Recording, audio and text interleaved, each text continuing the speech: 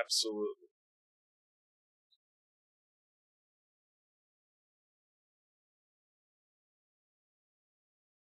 $150.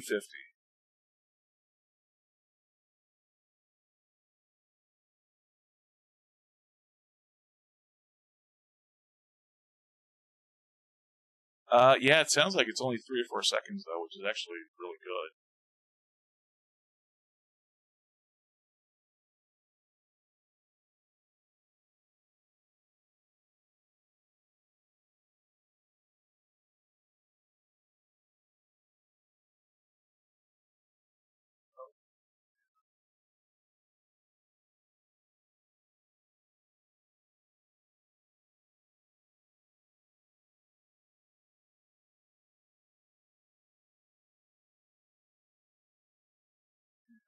One minute.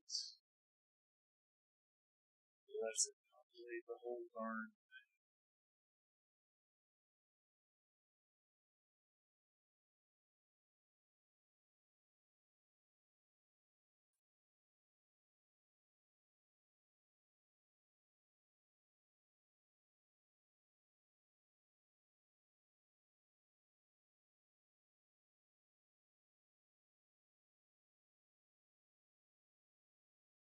$30.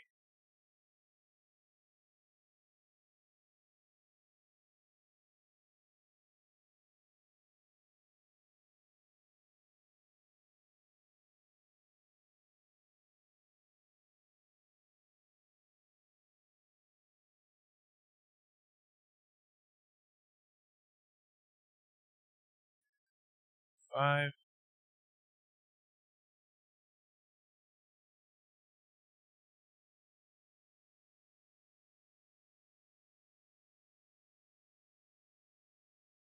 Hey everybody, Dragon Movie Guy here. Welcome to my May movie release video.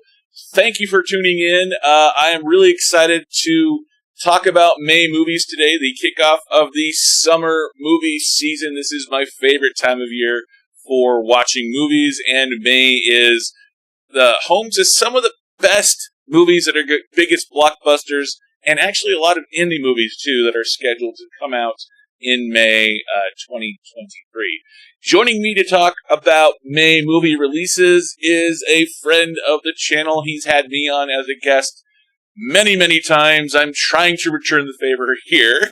But really, he's coming on. We're talking movies because we both love movies a ton. You know him as the host of Jim and Rob Overanalyze Movies. He has the great baritone voice that does voiceover work that you can find on Fiverr. Jack of all trades. Please welcome to Dragon Movie Guy, Rob Kristjansson. Hey man, how you doing? Good. How are you? Thank you for coming on. Are you seeing me? Are you hearing me? Thanks for having me. Thank you for yes. Thank you for coming on. I appreciate it. And are you excited for May movies to be here? Summer movie season's about to kick off. I am excited about a few of the flicks we're going to talk about today. And I'm just excited about it being, we're kicking into summer. We really are past the bad years. I'm just looking forward to being outside and then going right back inside into air-conditioned comfort and some theater. We've got a few new theaters here in Winnipeg. Lie-down recliner seats are just becoming standard. I'm jazzed. I'm jazzed, baby. Yeah, I love the recliner I'm seats. jazzed. Yes, I am I love the recliner seats, and it's funny because most of the theaters down here in Vegas have them, and then you go to like an older theater that hasn't been remodeled in the last couple of years, and it's like just the seat's fine, it's fine, Yeah. There's nothing wrong with it, but it's like, well, why can't I lay back and they don't have a reclining seat? Not coming back to this theater anytime soon. So reclining seats, that's why we have the reclining seats at home with the couches and everything. So let's talk about May movies, and we'll start with you. We'll go two at a time. We'll go eat every other, and also we will invite people in the chat to come on and participate in the discussion, talking about all of our movies that we love to see. And as you guys can see, we have the chat section up on the screen for you guys. So if you guys would like to see Fancy. Yes, it is interactive, as they say. So anyone who would like to chime in on the conversation, please be sure to leave a comment in the live chat section of this video, and we will talk about what movies you're excited for in May 2023. So let's start with Rob. Let's do it. I loaded it backwards. This is why it's live, folks. What's that movie? Yeah. So we're gonna go through all this real quick as I. Do you want me to just jump in and start what I'm what I'm least?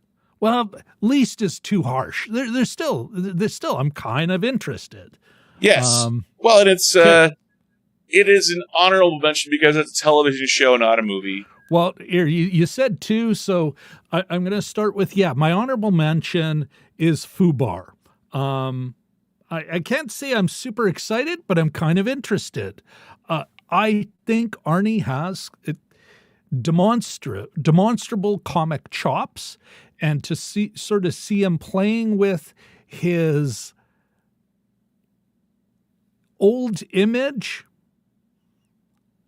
in a TV series, I'm kind of excited. I'm hoping it won't be your typical Netflix thing where big long arc that they never pay off. I'd like just some straight up episodic adventures and goofiness and maybe a larger arc, but that each episode just feels fun and good in and of itself. So I'll at least try it out. And sorry, go ahead. Yeah, no. Good. Well, and they just released the first trailer for FUBAR this morning.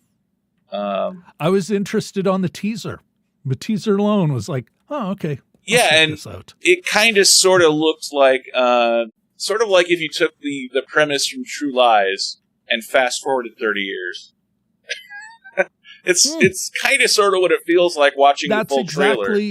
That's exactly what I was thinking of. I think True Lies is a film that doesn't get the credit it deserved, even when I first saw it 20, 30 years ago. So yeah, we'll see see how it plays out. Could be an absolute disaster, but that's the chance you take. And especially with Netflix, if I've already paid for it, I mean, I might as well give it a shot. And interesting, too, that Monica Barbaro from Top Gun Maverick is the one playing his adult daughter in the trailer. She's the one that's kind of taking over the family business, and he doesn't know it.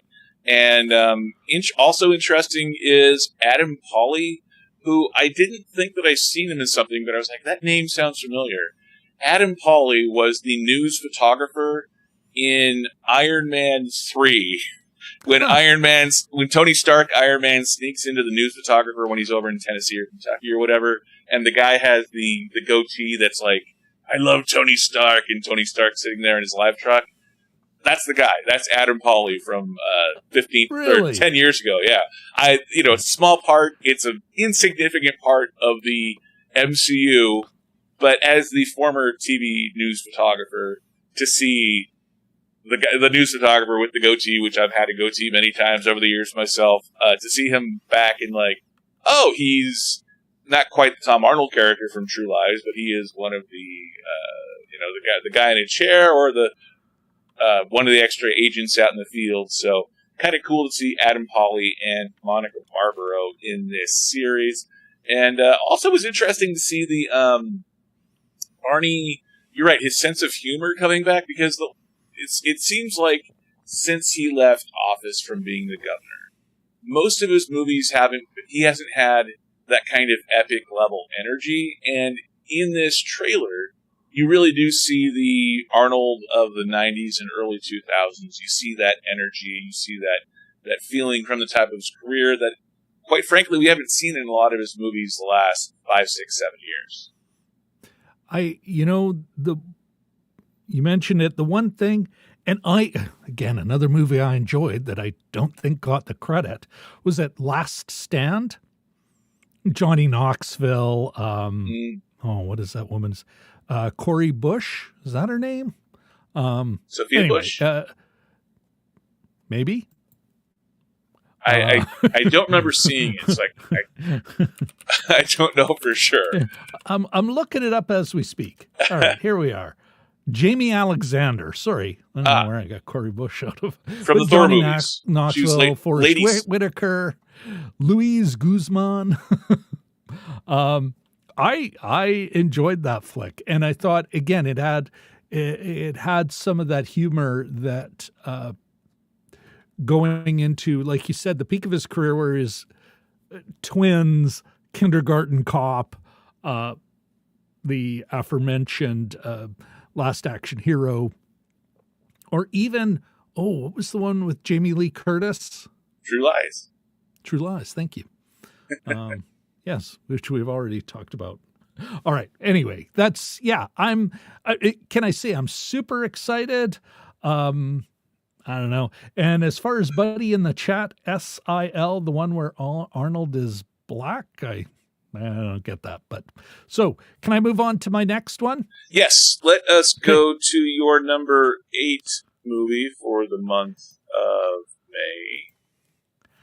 May. The Mother. It is The Mother. The mother of all Netflix movies. Ms. Lopez. Yes. And as far as this goes, I mean, hey, she's wearing a parka.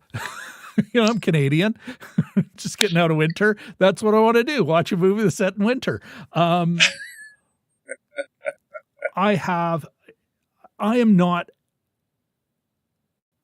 expecting a lot from this. That said, I enjoyed Gunpowder Milkshake. I enjoyed, what was that one with Kate Beckinsale? Jolt. Didn't like the Jessica Chastain one, nor the Protege actually, but I'm willing to give the woman assassin trope a shot again. Sometimes they can be really fun if they don't take themselves too seriously. We'll see how this one plays out.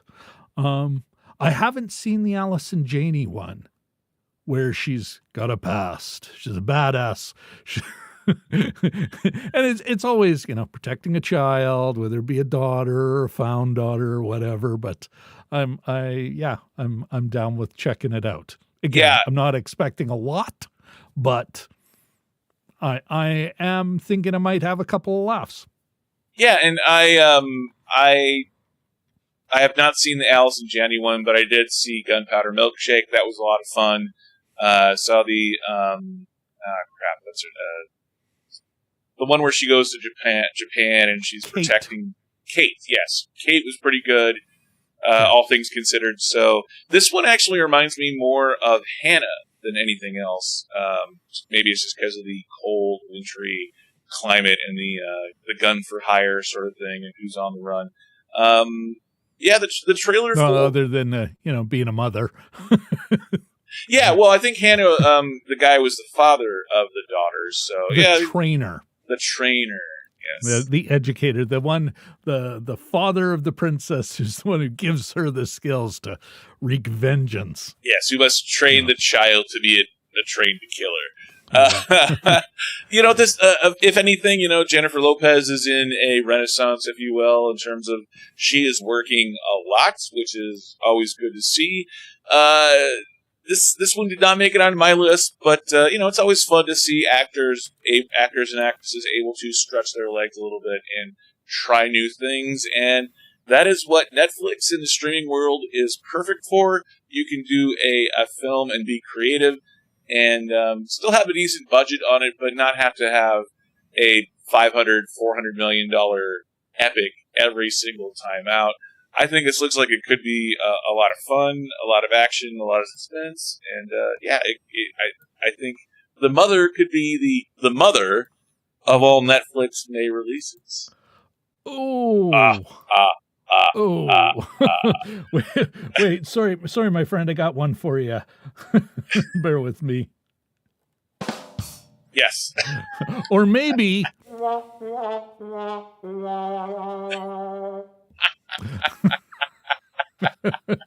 You are the fully equipped audio engineer. I'm an awesome guest. I bring my own sound effects. Yeah.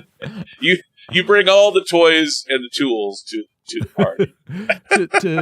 to add what value I can to your wonderful show. Yes, absolutely.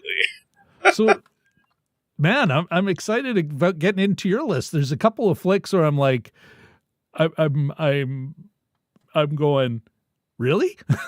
And others, it's like, oh, I want to hear more about that. Yes. So we will start off my list by looking at Wildlife.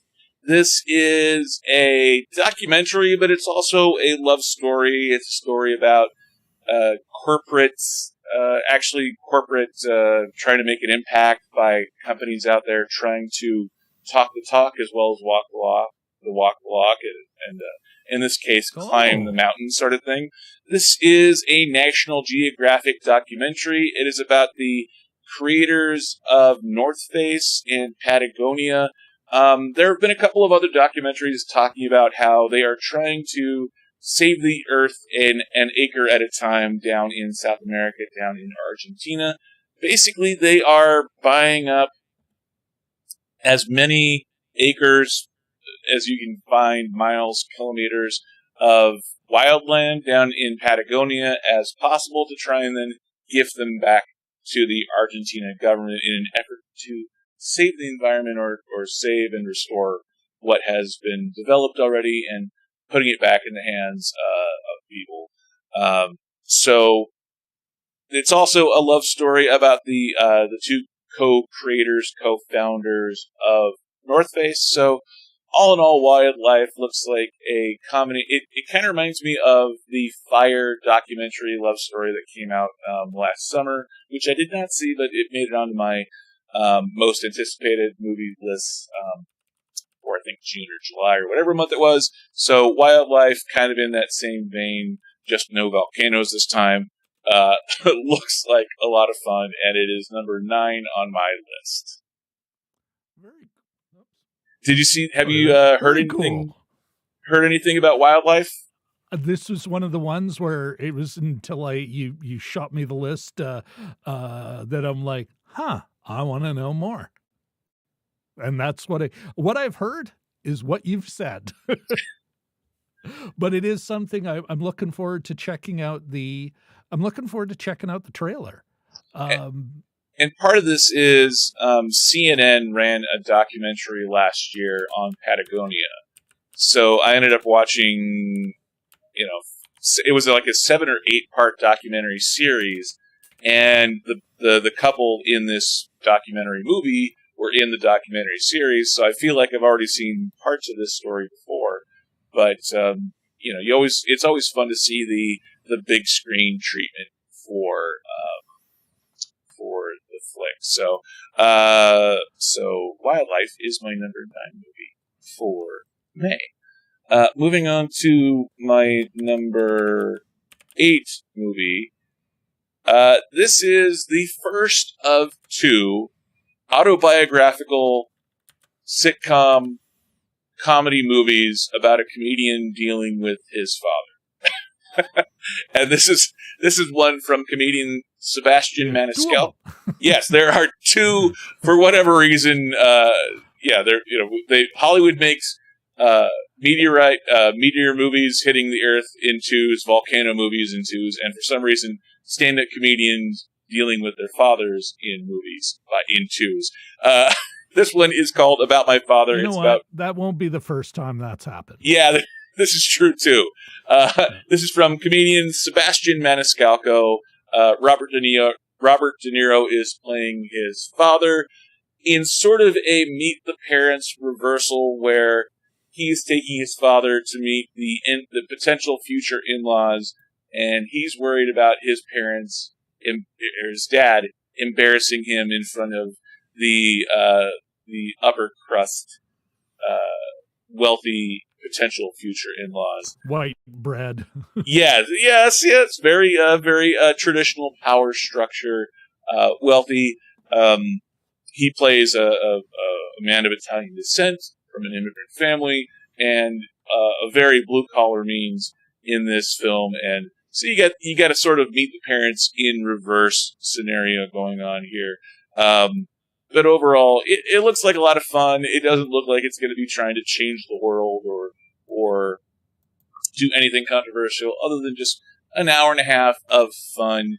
I'm not a huge. I've seen him in a bunch of stuff, but I'm not huge on Sebastian Maniscalco in terms of knowing a ton about him as a comedian. I've seen him, pop up here and there as a supporting actor. He does fine, but I think this is really the first time where I'm getting a chance to see Sebastian Maniscalco as a lead actor, telling his story, playing himself in the movie, because they are the Maniscalcos in the film. So, interesting all the way across the board.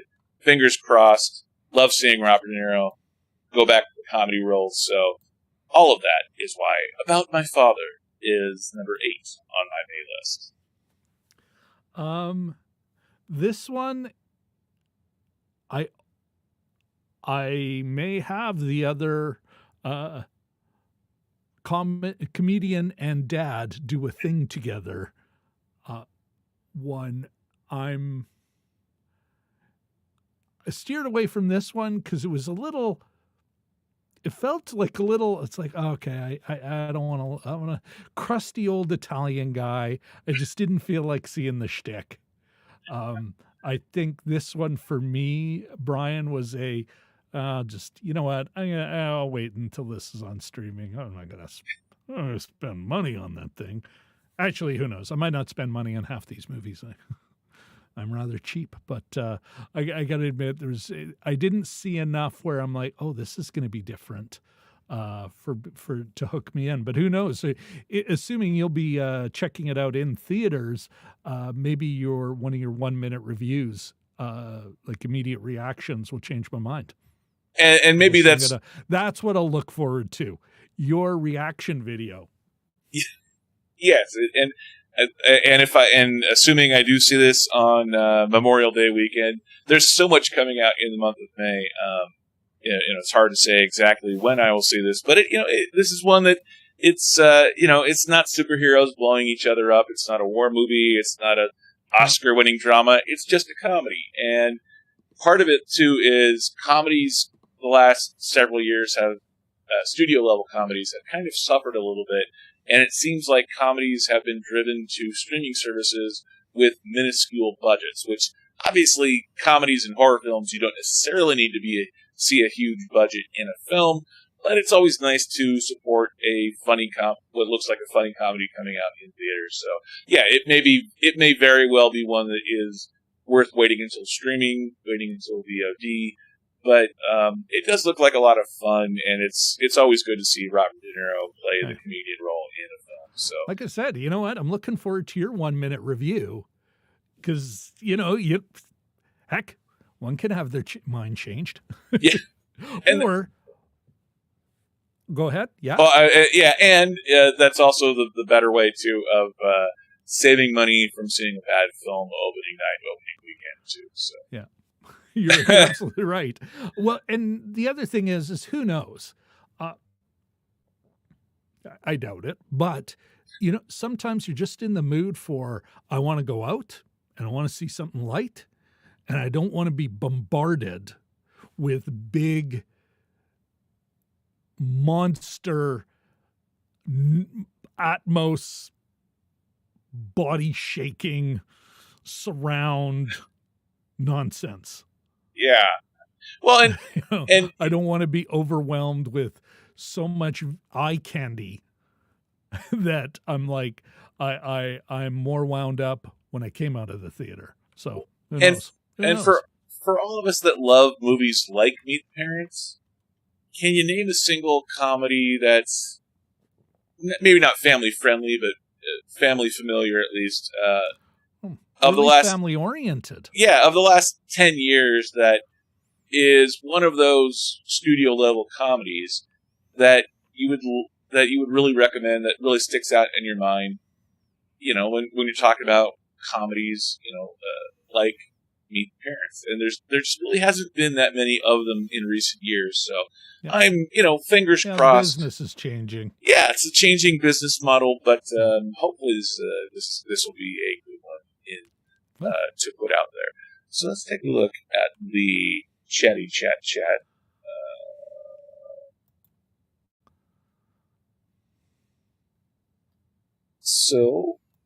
Oh yeah, that's the one you already mentioned about talking about Arnold. Moving on to your number 7. Yes. As I show the background by mistake. How about tell me about Master Gardener, coming out May 19th. This is Joel Edgerton. Okay, yeah. Here's the log line. Here's the log line, Brian.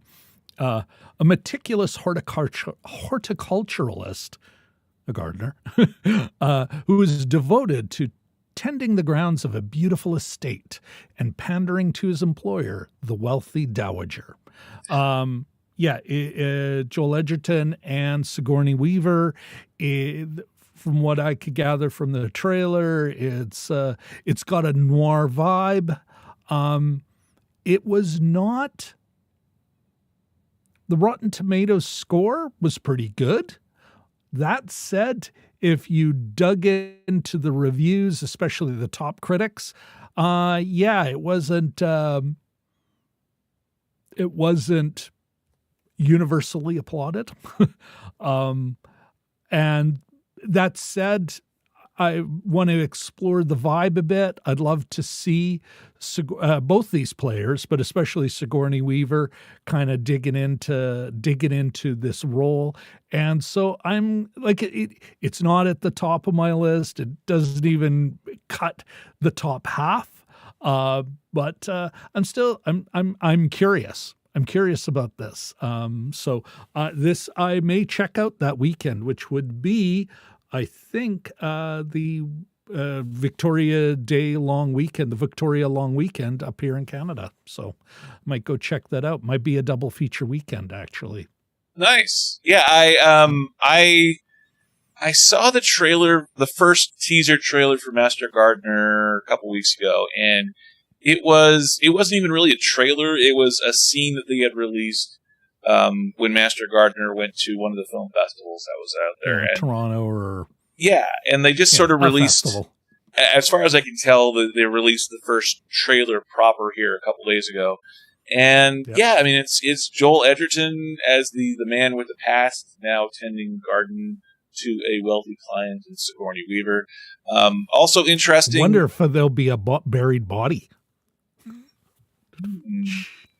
Oh, wait. I can't believe I'm wasting time when I have a button. Yeah.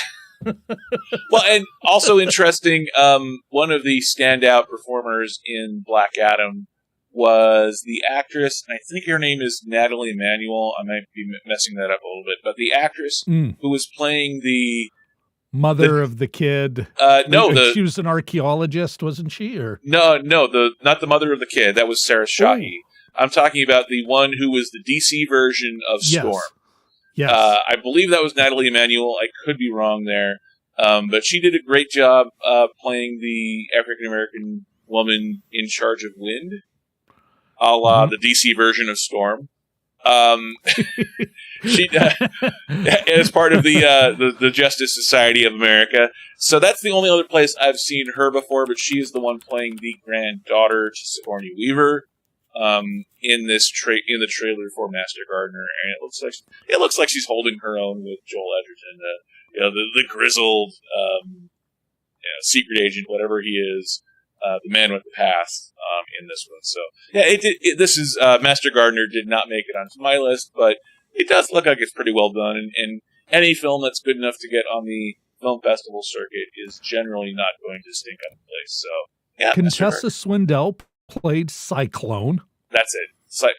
Quintessa Swindell, as I butcher her name there too. So yeah, Quintessa Swindell. Yes. Anyways, as Maxine Hunkel / Cyclone. Yes. Cyclone. Yeah, not Storm. Don't want to violate the Cyclone. Cyclone, not Storm. Not at all the same thing. Not the DC version of Storm. Not at all. Cyclone. Cyclone. Oh, wait. Cyclone. I'm going to play that chime every time we say Cyclone. Almost wish I had like a particle effect of. Oh yeah. The more you know. Yes. I'll see what I can do for the next time you have me on. So let's move on to your number 6 movie. Oh yeah. Yes. Which is also on my list, and really looking forward to it. It's the first documentary that I have on my list. And of course, it's still a Michael J. Fox movie on Apple TV Plus. I was like, I mean, kind of the way I think, Brian. I hope this isn't too terrible. I like Master Gardener still. Which way? I could put them side by side. Oh, wait a second. That's on Apple TV Plus. I'll definitely watch that. And this one comes out a week earlier too. So exactly. And it is Michael J. Fox. In many respects, there is a star, television to film to television to film, from Canada originally, that I kind of grew up with in a way. Maybe not from my teens. Like I'm talking Growing Pains. Yeah, it was Growing Pains, wasn't it? No, Family Ties. Family Ties. Thank you. Family Ties. Justine Bateman. Yeah, I really kind of always sort of thought, I wonder how he's doing. And every now and then you see him do something in pop culture, and I feel good about it. I'm not much into celebrity worship or being that interested in how celebrities live, but Michael J. Fox, I make an exception for, apparently. And so, yeah, I'm interested in hearing about his life and how he has lived through what is a terrible degenerative disease. Who is somebody else? Oh my goodness, the woman. It is not Sella Ward. For crying out loud. Annette Funicello. Christina Applegate was recently diagnosed, but no, she had a document. I can't remember. Anyway, I want to see this movie. Yeah, I think I know the brunette actress. Anyway, yeah. Yeah. Moving on. I want to see this. I want to see this flick, and it's on Apple TV Plus. And Apple TV Plus recently gave me a great 3-month deal to stick around. So I'm like, nice. Yeah, this is also on my list. I love Michael J. Fox. There's just sort of, he's the good-looking actor, but there is sort of the Marty McFly everyman thing about him, the Alex P. Keaton, if you will. Even some of his, I don't want to say lesser movies, but the less well-known movies in his filmography, Secret of My Success and films of that ilk. He's able to play drama really well, but comedy, light comedy, romantic comedies is really his wheelhouse. And as you said, he goes from TV to movies in a way that really Hollywood didn't do up until Kiefer Sutherland did 24, 10, 15 years ago. So Michael J. Fox, the thing that really draws me to this documentary is not just the behind-the-scenes shots from Back to the Future and other films he's worked on, but when you think about a guy who made the decision to go public with his illness and has, when someone makes that kind of decision, yeah, of course they're going to get the sympathy, oh, he's so brave sort of thing. But that could have been career suicide for someone who has to perform for the camera and travel and promote films, everything along those lines. Who's going to hire him? Yeah, exactly. And he has asterisk, to any producer thinking of him, Yeah, and when you have a wife and when you have kids to support, going public, even as a celebrity who's made money over the years, going public like that is a huge risk to your career. So, in addition to the stress of dealing with health problems of that magnitude, so I am curious to see a lot of this behind the scenes interviews and all of the thought process that went into him going public in still. So, and Michael J. Fox, yeah, I'm a huge Michael J. Fox fan.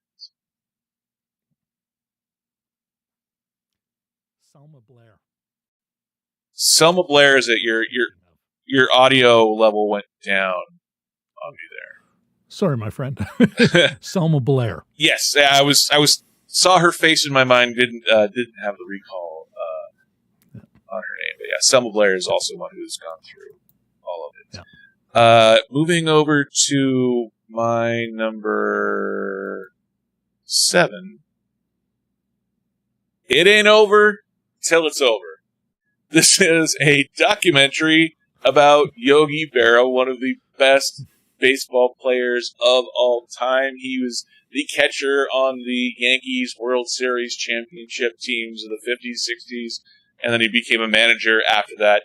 And even if you're not a baseball fan, you probably know Yogi Berra, Yogi Isms out there. It ain't over till it's over, and a bunch of other common sayings that are blanking out of my mind right now. But Yogi Berra was a beloved baseball figure who also was very humble and also with the everyman thing. He was an everyman who was a baseball Hall of Famer. He was a three-time MVP. So here's a guy who was teammates with Joe DiMaggio. And while Joe DiMaggio is off marrying Marilyn Monroe, he's going home to his wife and kids every night and just being a regular guy while having all of these World Series rings that you can see in this picture. He has since passed on, but this is a documentary that features his granddaughter as producer / host. So I've always kind of had an affinity for Yogi Berra. Yes, it kind of comes from Yogi Bear a little bit as a nickname, but Yogi Berra always had that fun quality to him, that easygoing kind of demeanor, that very oversimplistic and yet somehow still somewhat wise thing. So, It Ain't Over documentary coming out May 12th, number 7 on my May list. Very cool. Yeah, I was a fan in the 90s of baseball. In the 90s, when the Toronto Blue Jays had those back-to-back World Series wins, that especially that first big run. I was living in Calgary at the time, Calgary, Alberta, Canada. Yes. And otherwise, I haven't paid attention since. So I have certainly heard of Yogi Berra. Yeah, I don't know if I stumble on it. Maybe I'll be okay. What the hell? And I'm a major sports fan, almost as big as I am a movie fan. Yogi Berra was largely retired by the time I came along in the 80s and 90s as a sports fan, as a movie fan. So I only know him as an elder statesman, and he did live to be 90 years old. But if people's children and their families are their legacy as well as everything else they do in life, then he is well represented in that category, at least in terms of filmmakers.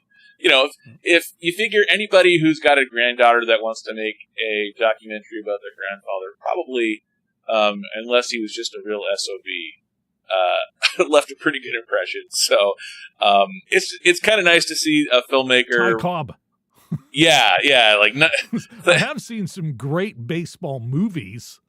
Yeah, I don't think Yogi Berra was spikes up when he was slided to second base. So yeah, so I'm hoping that, just to feel good or hit his spouse, like these guys would do. I hope that's not in this movie about Yogi or this documentary about Yogi Berra, but it doesn't look like it. Yeah, I fingers crossed. The log line does not, the deep secret behind the Yogi Berra story. Well, if it was, then that would really change the meaning of "It Ain't Over." That's the title of the film. So, oh yeah. So a little dark now. Yeah, exactly. So as far as lighter fare goes, documentaries and a tip of the cap, a tribute to a grandfather, Yogi Berra, "It Ain't Over," number 7 on my list. Moving on to my number 6 movie is somehow not the 10th film in the franchise, but it is Fast X. It is Fast 10, Fast and Furious 10, the movie series that can't settle on a naming convention other than words including Fast and Furious. For the love of God, why? Yeah, and now they've marketed this film as the beginning of the end. And yet somehow it's not a part 1 of 2 or 3 or 4. It's the beginning of the end, which means there'll probably only be another 15 or 20 movies in this series. The Fast and Furious. Of the end of us squeezing the towel dry, the money towel. Yeah, until the next every drop of dough. Until the next generation of characters comes along 15 years from now, and then all of these actors will come back with more gray hair. When their kids take over, or their characters' kids take over. I was going to say, doesn't Paul Walker's character have a kid? And then when he passed away, and of course they, killed the character, which actually the character's handled pretty well. The character's still technically alive, unless he died off camera at some point. Yeah, he's retired. Oh, that's right. Yeah, they did a back of the head kind of, okay, goodbye, I know you got to check out thing. Yes, yeah, and right. Yeah, so I think it's actually kind of a nice send off they did for him with the CGI. His spirit lives on. The whole thing where they were at the end of the film of Fast 7, they were able to send him off without sending him off, sort of thing. So all of that kind of the found family thing. It's weird because you don't really think of Vin Diesel as being emotionally sensitive, other than what he says. It's about family, but yet somehow there is that kind of an awe factor when it comes to Fast and Furious movies, because found family is it's something you choose. It's not something that is bestowed upon you for better or worse. Found family. Well, apparently, you find it. Yes, you. Oh my gosh!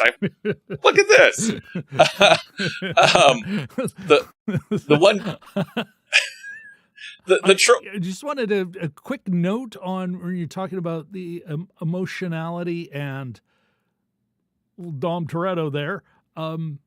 Vin Diesel was in Boiler Room with Giovanni Ribisi and a number of other, I think... Ben Affleck, I think. Plays Spock. Zachary Quinto? Zachary Quinto. Anyway, he was in that, and there was a couple of moments where it was like you'd see chops. So yeah, I'm totally comfortable with him having more range than we see in your typical.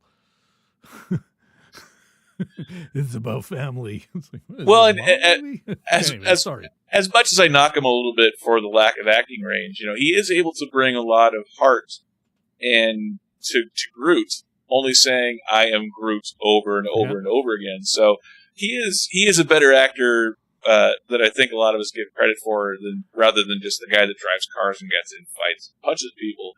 He does have a certain amount of emotional range and solidness to him. So when you see him come on screen, you know you're going to be getting a good performance. So Spielberg doesn't hire bums.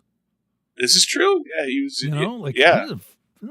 He did help. He did help save Matt Damon that one time. He was in Private Ryan. Yeah,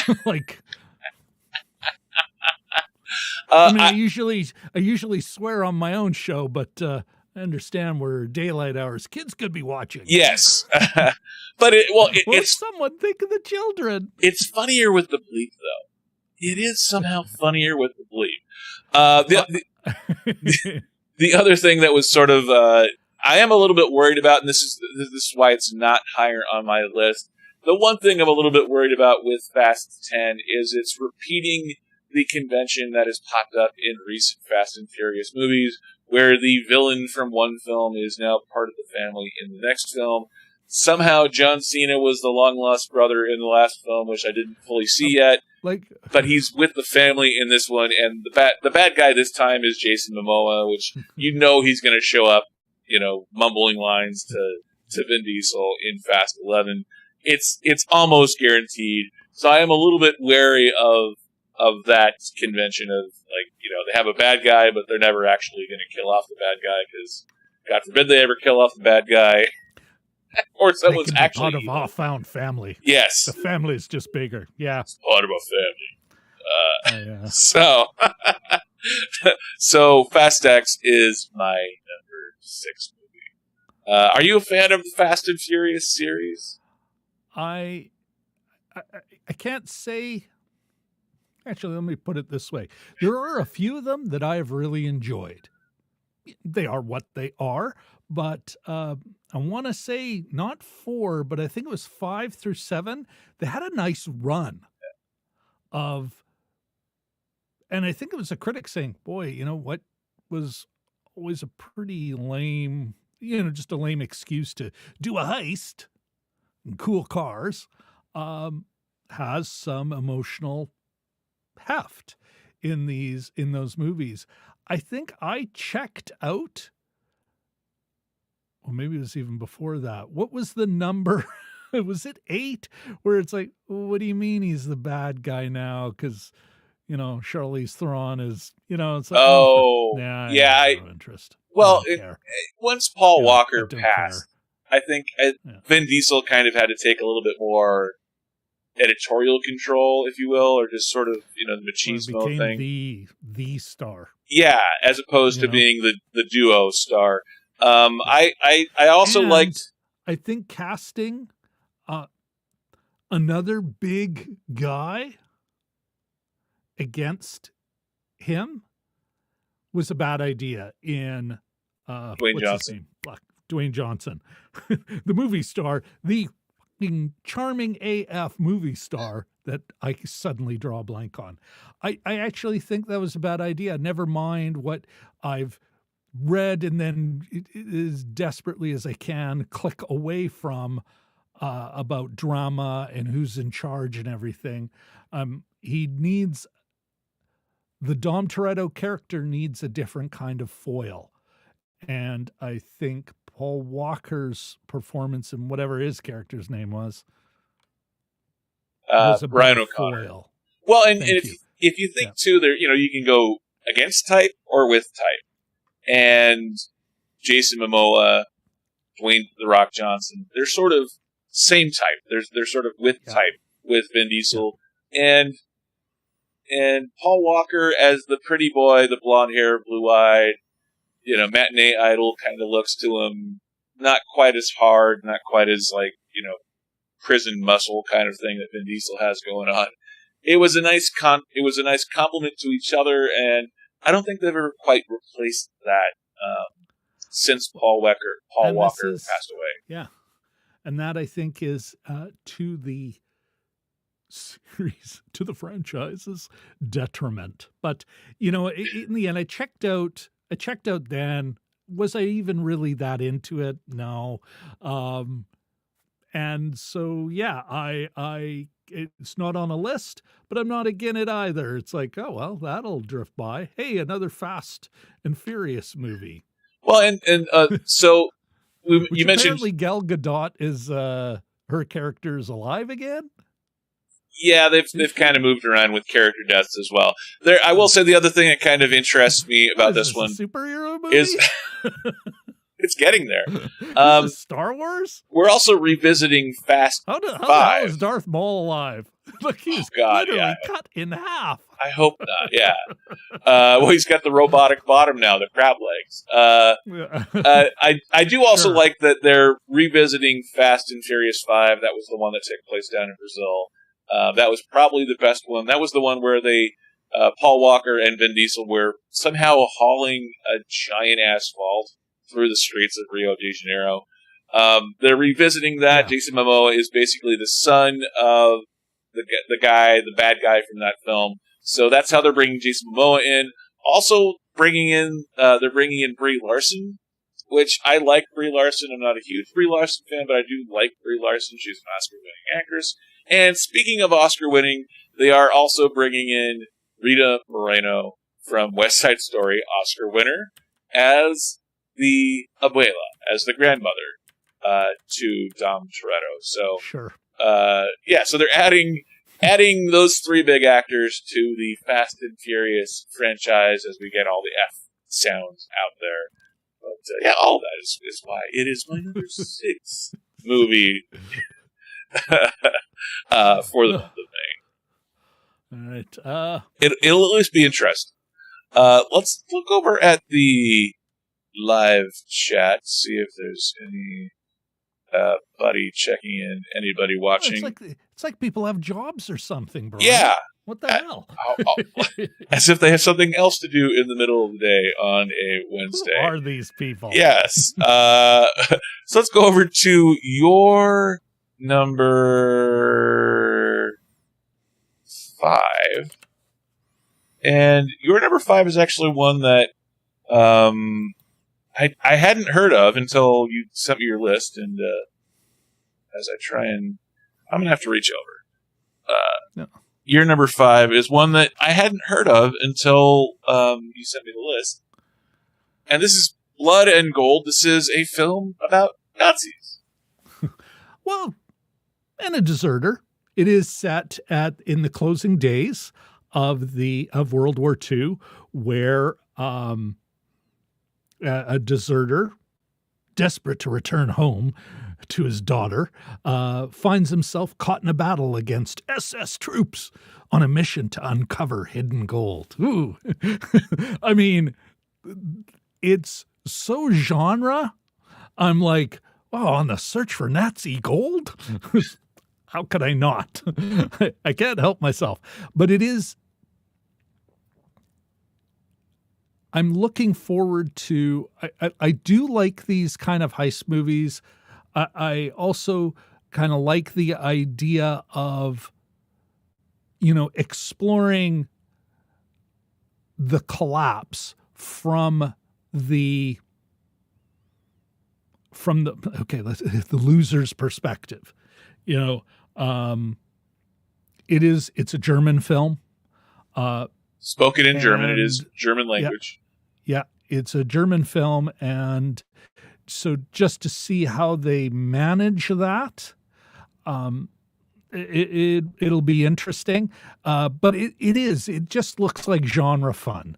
The woman plays his daughter, I think, Elsa. Although I'm not 100% sure on that. It could actually be. Anyway, she's got like a Panzerfaust, shooting at somebody. And I'm like, I'm in. I think I'm really, notwithstanding all the stuff I kind of prettied it up with, perspective from the loser and all that other nonsense. I just think it's a genre film, and something Jim and I talk about on our channel regularly is seeing actors where we don't know, so we don't know their tics, we don't know their standard tricks, can immerse you in a way, and you can kind of skip some of the other stuff, the constant movie critic in your head, by just seeing it in a different language with people you don't know. So that's what I'm looking forward to it. And if they had only thrown in a couple of zombies, I'd be like, you know, it'd be like, perfect. Nazis and zombies. Well, what was that? Overlord. I think it was something Overlord, where some American soldiers find Nazi experimentation and scientists and super soldiered zombies. Genre nonsense. And it was one of the first movies Jim and I covered when we started our little show, Jim and Rob Overanalyze Movies. Nice. Yeah, I watched the trailer. I looked at the IMDb page, and I did not recognize a single actor's name off the top of my head. So I'm just going off watching the trailer a couple of times, and it looks like a lot of fun.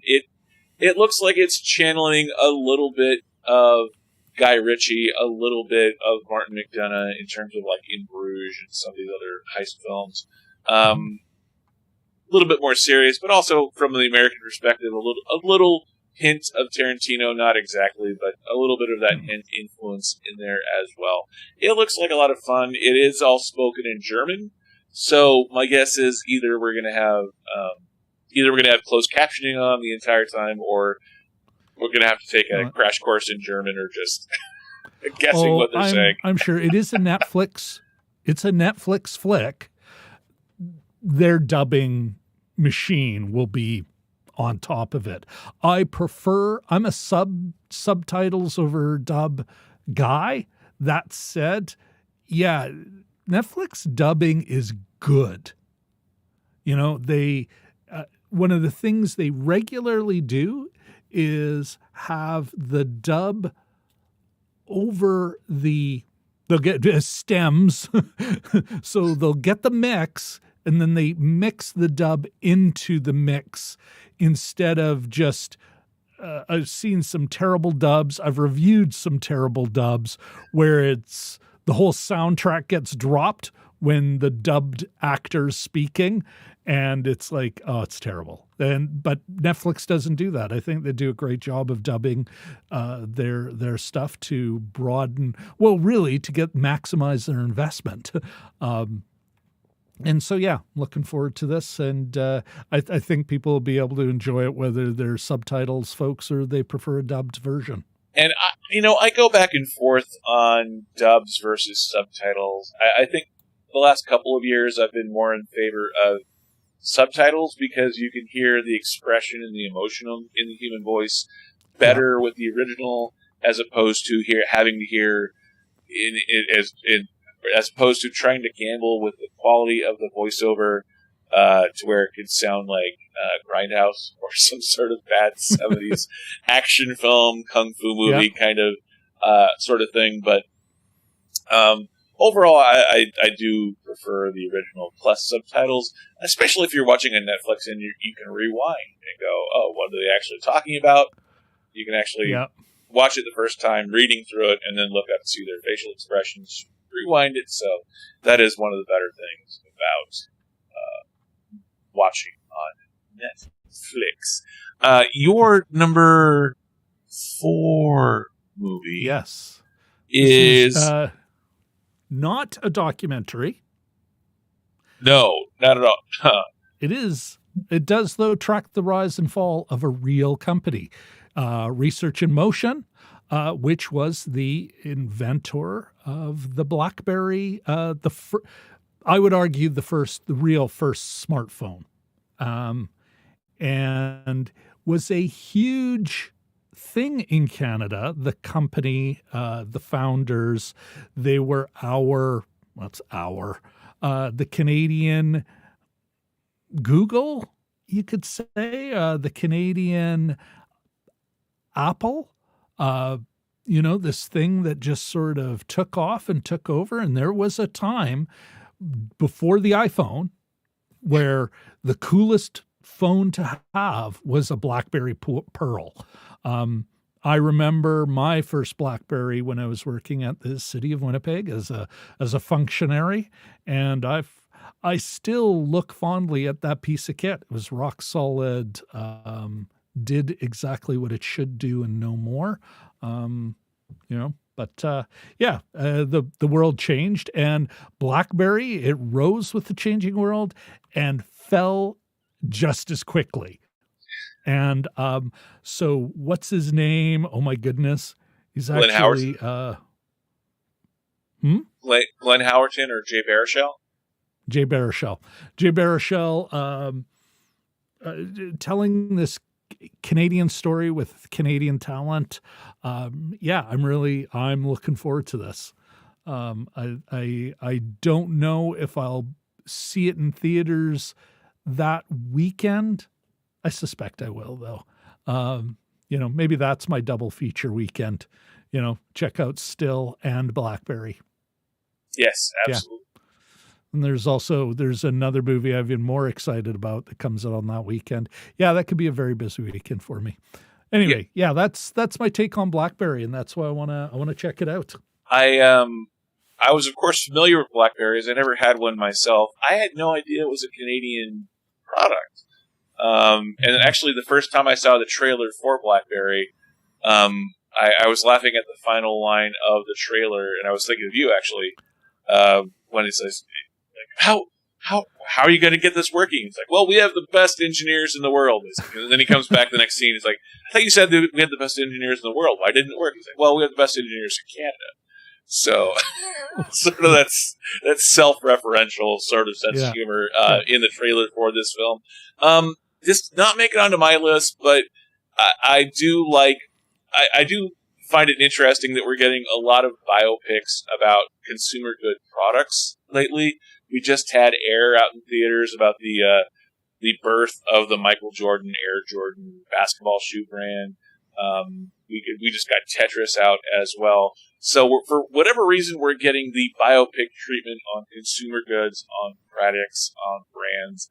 And this one is, it's probably smart that BlackBerry hits theaters before the eventual iPhone movie. And yes, I know we've had at least 2 different Steve Jobs movies, but we haven't had a movie yet on iPhone, shot on iPhone, about the birth of the iPhone as of yet. So, I do think it's a good thing that BlackBerry came out first in real life. So it's probably a good thing that the BlackBerry movie came I'd only out. push back on that. The one thing great about the movie is that Research in Motion, for all intents and purposes, doesn't exist anymore.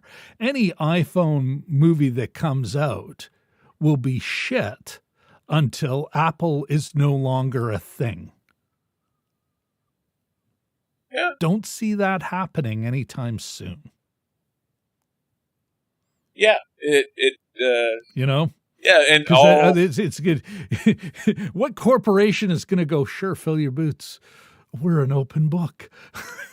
It's going to be a 2-hour commercial for a fucking phone that doesn't need any more advertising. I guess that it would probably be something along the lines of Social Network.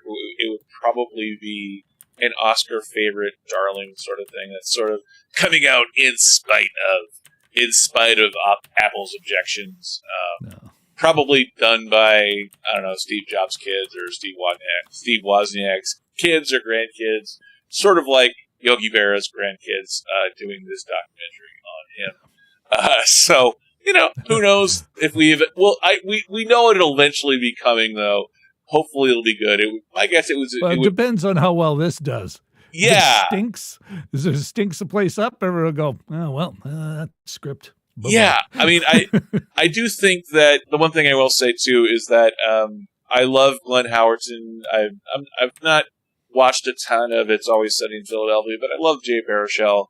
The other thing is the bald cap on Glenn Howerton and the mop of a wig they have that makes Jay Baruchel look like a skinny Roger Ebert. I will say that the hair does not look great in this trailer, but as far as the actors and the story being told, it does look very interesting. Yeah. All right, what do you got next? I have my number 5 movie is Still. This is Michael J. Fox. It is a documentary. It is interviews with him over the years, behind the scenes shots in Back to the Future. And it is him talking about dealing with Parkinson's and when to go public. And this is the kind of discussion that I don't really think that we get very often with public figures that are this famous, that are looking back at a decision that we all know that he made, but we're getting a lot of insight and into why that decision was made and how that decision was made, especially as a father with a wife and young children. This is not an easy decision to make, especially with having to still work and support a family. So I think it's a lot.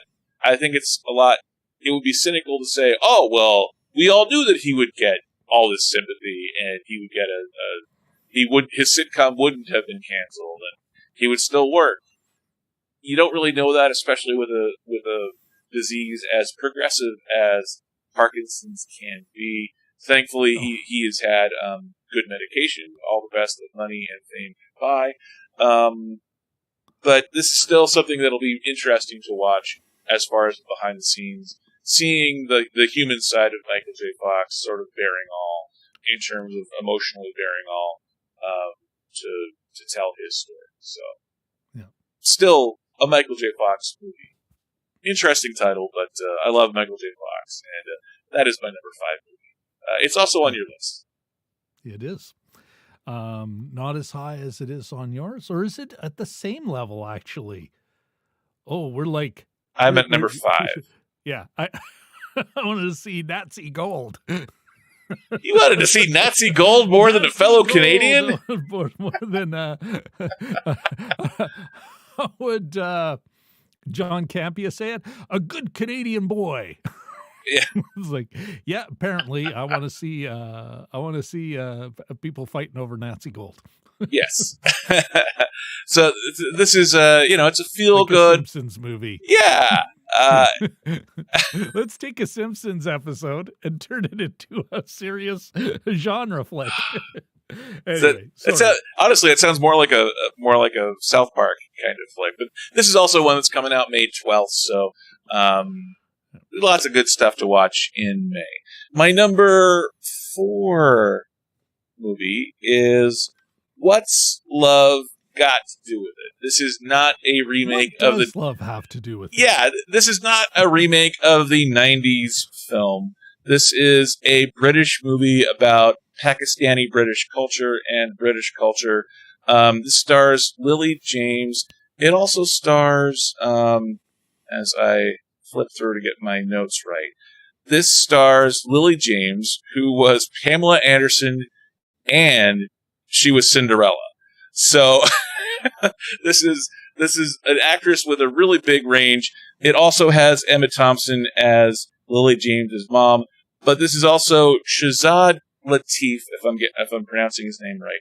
Hopefully, Shazad Latif as the romantic lead interest character. He is literally the guy next door who has grown up and is somehow still single, despite being a doctor and good looking, and right next to her the entire time, Lily James the entire time. So she is a documentary filmmaker who follows Shazad Latif's, or his character's name, Kazim, through the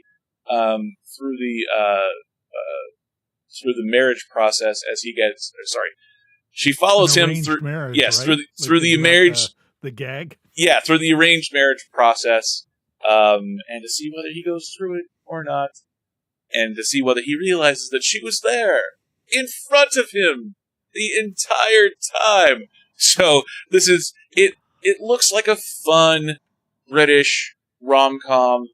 You get all the cool accents. You get a different culture from North American kind of culture. So it is kind of all of that, a little bit of Bollywood musical mixed in for good measure.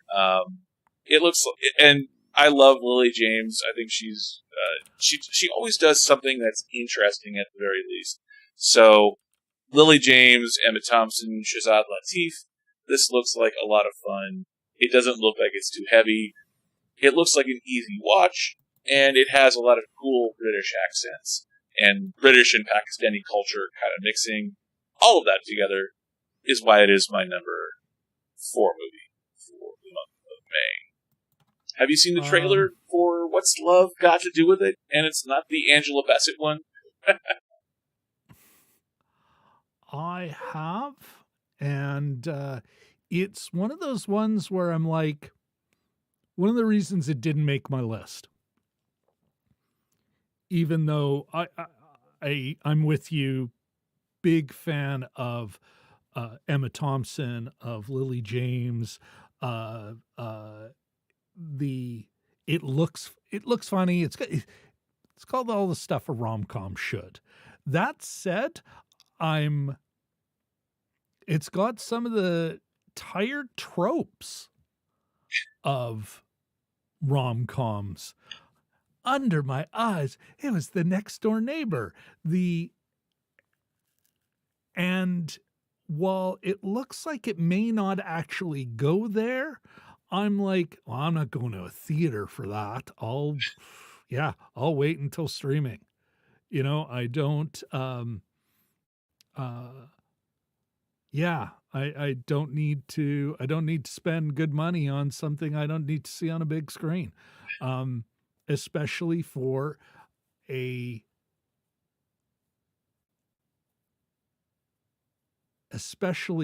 something that I think may actually be a lazy setup, not necessarily lazy writing.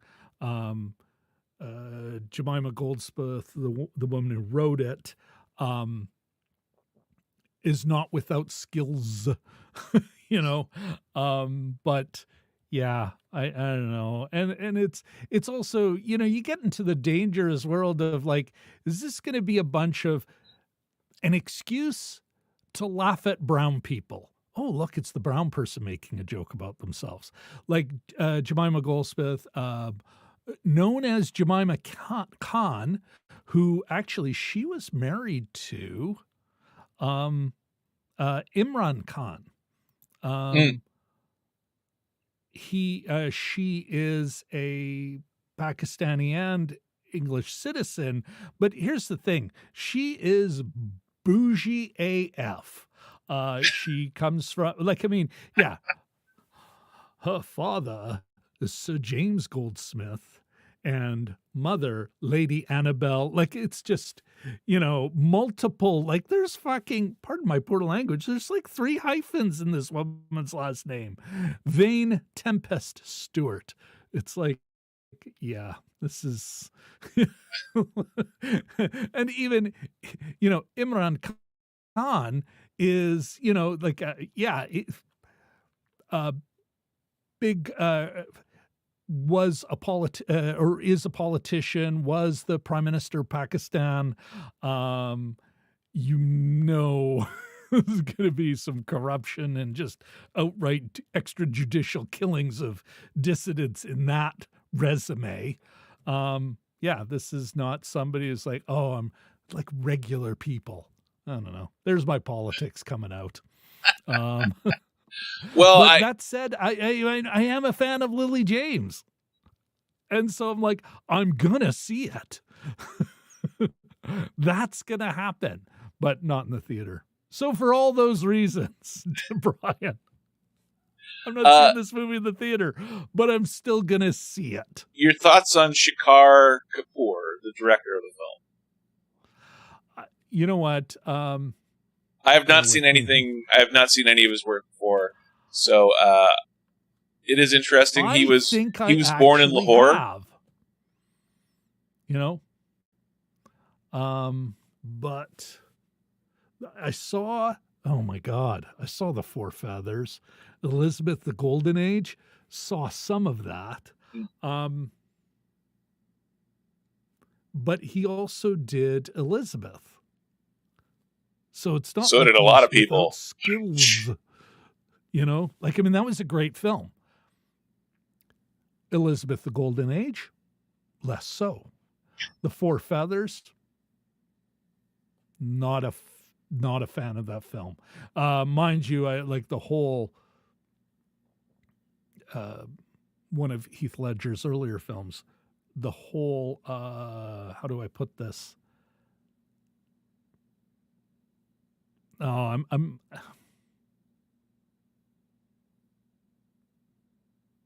yeah, I'm at a bit of a loss here.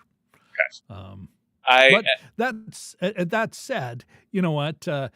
Going back to what I said about the handling the comedy of cross-cultural or cultural conflict comedy, you know, probably be handled with some sensitivity and maybe some realism, you know, but still. Well, and there you go, man. It looks like it's going to be a lot of fun, which I think can be in short supply nowadays. So, and it's Lily James. Yeah, and this is what's interesting too is that it doesn't look James. like, yeah, Lily James is she's easy on the eyes, and she's a good actress too.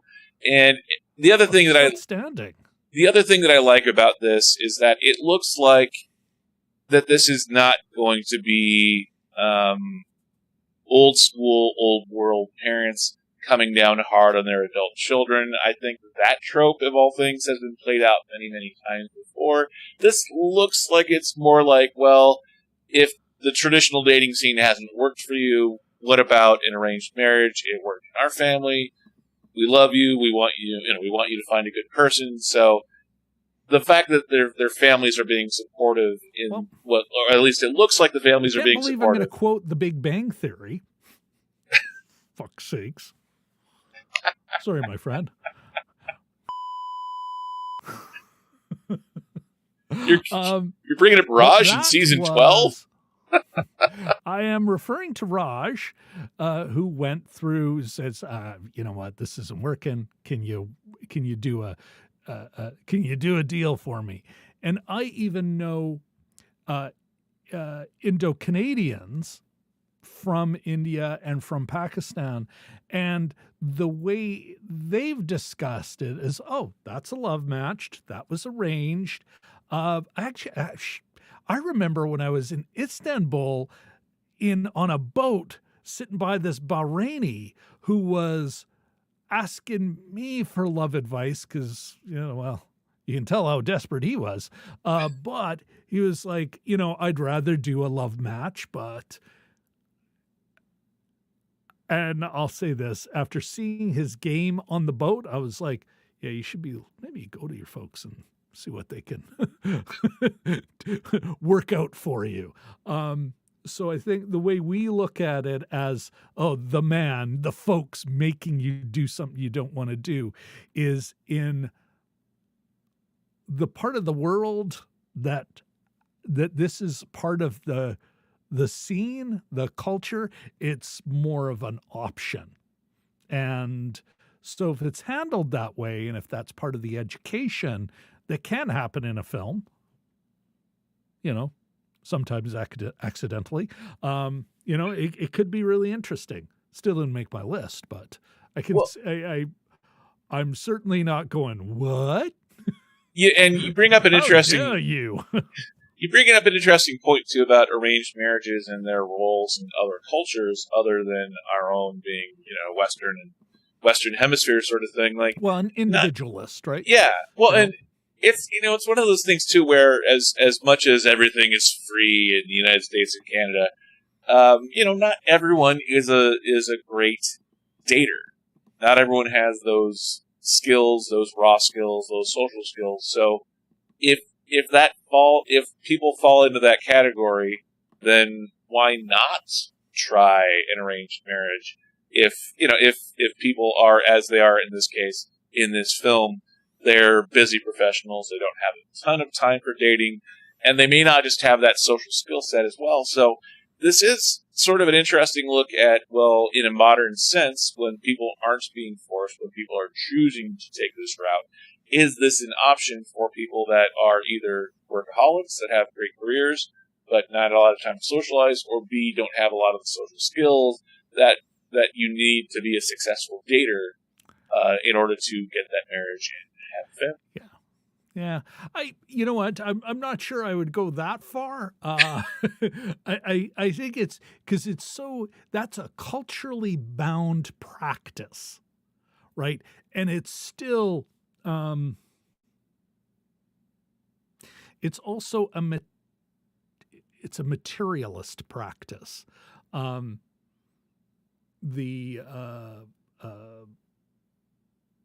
that's different discussion for another time. Way out of scope.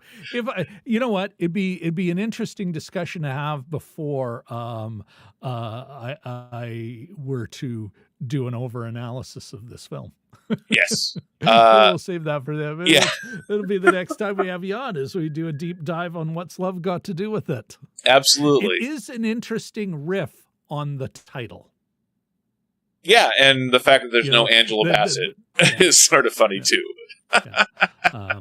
Anyway, going back, is it my turn now? Do you want to hear about my next movies? Let's see if there's anyone in the chat. I don't think that there is, but I'll just check real quick. No, there is not.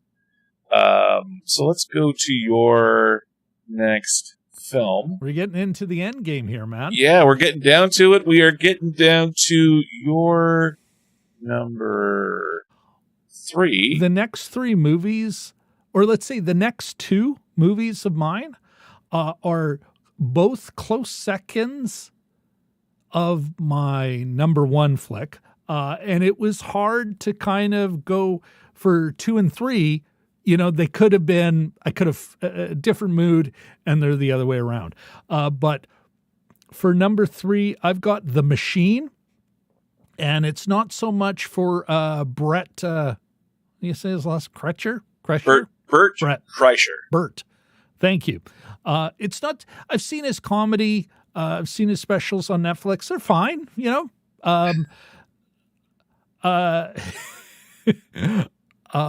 I want to see Mark Hamill. I want to see he looks, I'm laying it down again. He looks fantastic. And him seeing those comic chops that he so obviously has, I need to see that. My love of film, in many respects, started as a 10-year-old watching Star Wars. And here I am, I'm not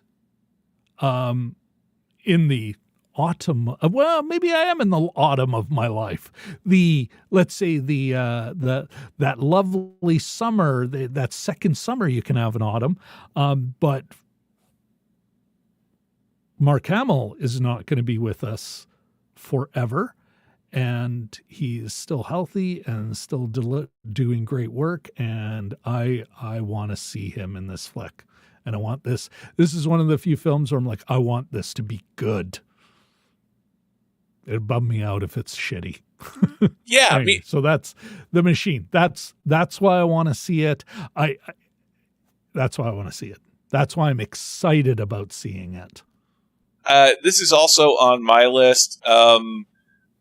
Hopefully we have Mark Hamill for another couple decades. I would assume. I would hope. He seems like he's in pretty good health, other than Luke dying. I think he's in general in pretty good health. He looks like he's healthy in this film, at least. But this is a comedy that looks like a lot of fun.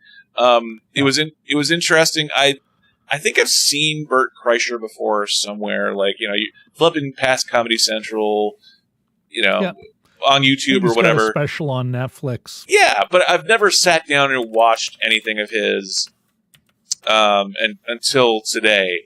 And this is a film that is also on my list. And this trailer is really, really...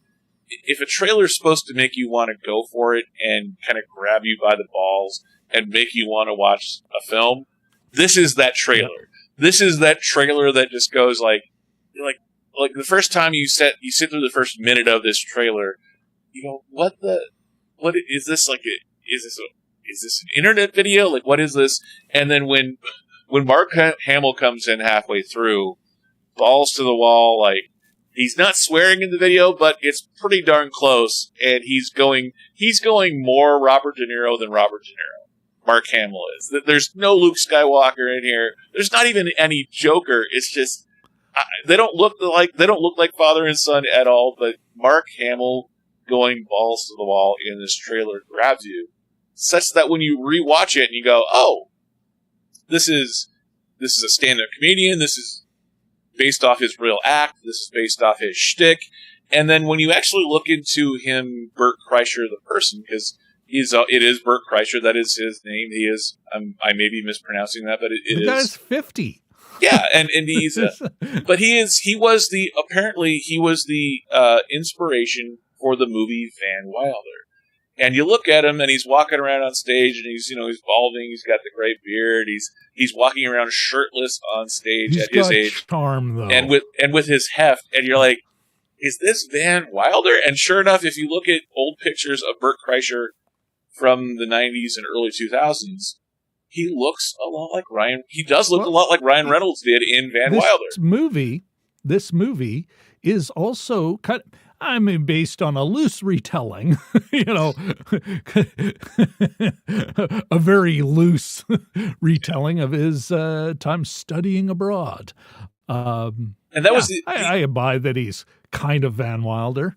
Yeah, and that's that was the other thing that kind of got me about this was the whole the Russia angle, the Russian mob. It's kind of like an easy grab as far as like a comedic reference, but the way they approach it, and then going back and rewatching some of his stand-up where he's talking about the machine and the story behind the machine and his real life experience going to Russia while he's in college and dealing with running into the Russian mob. It does kind of stoke the creative, like, okay, well, this is interesting. This part of this, not saying it's a biopic, but part of this actually happened to him in some way, shape, or form. He's not just pulling it out allegedly. of his butt. Yeah, well, yeah, some version of this. At least he's built a stand-up career off of it. So, yeah. Well, this is why that's the sure, kind of. It is interesting to note, I got too. drunk with some Russians on a train. Yeah, not exactly a hard thing to do. And also mirroring Van Wilder, he did spend 7 years in college earning a 4-year degree, and he was voted in 1997 the best partier at the #1 party school in some magazine somewhere. So all of this great self-promoter as well. Yeah, so all of this for a guy that I'd never heard of before watching this trailer, I'm sure I've seen him somewhere, but for a guy that was not in the top of my consciousness, for a movie, a comedy feature film, as we just already talked about, the feature film comedy landscape is kind of drying up. The fact that this is a guy that I'd never heard of before doing a comedy feature film coming out Memorial Day weekend, one of the busiest weekends of the year. I would not put this on the top of my list unless there is a good reason for it. And this trailer, called The Machine, grabs your attention by the balls, and it looks like a lot of fun. Let's look forward to your number 2. And you said that this was Paradise. Now, this one actually, written and directed by Charlie Day, also starring a mental a patient in a mental health facility, gets kicked out like so many do. Here, we could treat you. Can't afford that. You're not a danger to yourself or others. There's a bus ticket, and they just get dumped on the street. He, of course, through a number of interesting circumstances, becomes famous. Yes. And then apparently, according to the log line, loses it all. The log line sounds it almost has nothing to do with the trailer.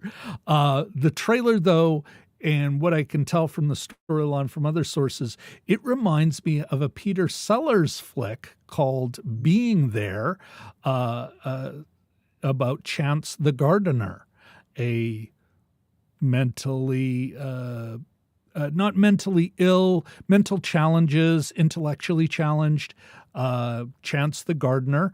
The guy whose estate he's been living on passes away, and he gets kicked off the property in a nice suit, and all of a sudden he becomes famous as Chauncey Gardner in Washington, and this looks like a kind of a retelling, just putting it in Hollywood, and I'm excited to see this. I think it could be really good. I think it's the only comedy other than my number one where I'm like, yeah, I will go see that in the theaters. The Machine. Actually, the top three of my list are comedies of one short. Apparently, I'm going to be watching a lot of comedies in the theaters anyway, and this is one of them. Yeah, really looking forward to this. When I looked up this movie, when I saw it on your list, it's like, oh, okay, Charlie Day, and then I watched the trailer, and it's interesting. The Charlie Day, this is his directorial debut. Yeah. And when you look at the first time watching the trailer, it's like, oh, okay, so it's a little bit of Dave. It's a little bit of Dave where you have him playing the movie star who doesn't want to go do his job, so we'll find a lookalike for him. And so he's playing both roles. And it's also a little bit of, the mental health thing, the state of the mental health thing. But that's set up for him being found and discovered. Also a bit of Bowfinger. Yes, as well. Yep. And so I love the aspect, too, of there's a little bit of, this is Charlie Day, but it looks like we're getting a little bit of Charlie Chaplin being channeled in. A little bit of that with the Tramp. Yeah, but a little bit of the Tramp, where he's not speaking very much. It's all his facial expressions and his body language, and how he falls ass backwards into good and bad situations. And so we're getting a little bit of that Hollywood mystery. Forrest Gump? Yeah, a little bit of the Forrest Gump, but we're also getting the inside look at Hollywood, a sort of cynical and yet fun look at how fleeting fame can be. Yeah. Which all can't get enough of. Yeah. And it's also Steve Martin, the jerk. Yeah. So it kind of fools rise and fall. Yeah. So all of that kind of working together, and then you see the cast in this film, and you see probably, you can picture Charlie Day calling up all of his actor friends and saying, hey, I'm doing this little independent film. We have a little bit of a budget, but we have creative control to come up with the weirdest Hollywood characters. And we're shooting it in L.A., so really, I just need you for a day, honestly. Yeah. You could drive to the set, because we're not sending a driver. And you be as quirky as possible. So we're getting a lot of big-name actors playing really quirky roles. We'll see. Listen, we'll see. Yeah. This is true, too. They could just be cookie cutter carbon copies, but it does look like a lot of fun. The energy in the trailer's fun. It's upbeat, so I like Charlie Day. I'm not a huge It's Always Sunny in Philadelphia watcher, but Charlie Day in movies is a reliable source of comedy. He's great in the Horrible Bosses movies, so watching his directorial debut is after seeing it on your list, it now makes it onto my list as well. So. Big Charlie Day fan. So I love this idea of Fool's Paradise. Great title too. No, especially the double meaning: Fool's Paradise, L.A., stardom, celebrity, all that stuff. Like it great comedy can be such a great way to explore themes, right? So absolutely. What about you, man? What do you got coming up? My number 3 movie is actually one that I'm shocked that it's this low. It before the year, I would have said it would have been one of my number 1 movies because I'm a huge MCU fan. But Guardians of the Galaxy 3, I get that. I'm it's number 2 that I'm like, I'll wait to editorialize on. Yeah. So number 3 is Guardians of the Galaxy Volume 3. This is a movie that I was really looking forward to at the start of the year. This is a movie that I really wish would have come out 3 years ago, when I think everyone probably would have wanted to see it more 3 years ago. Anyway, all of the stuff that happened in real life, it probably will be a documentary at some point in and of itself. that leads James Gunn being fired from Guardians 3 and somehow eventually taking over the DCEU, which is a weird story, almost probably more interesting than what Guardians of the Galaxy Volume 3 will be.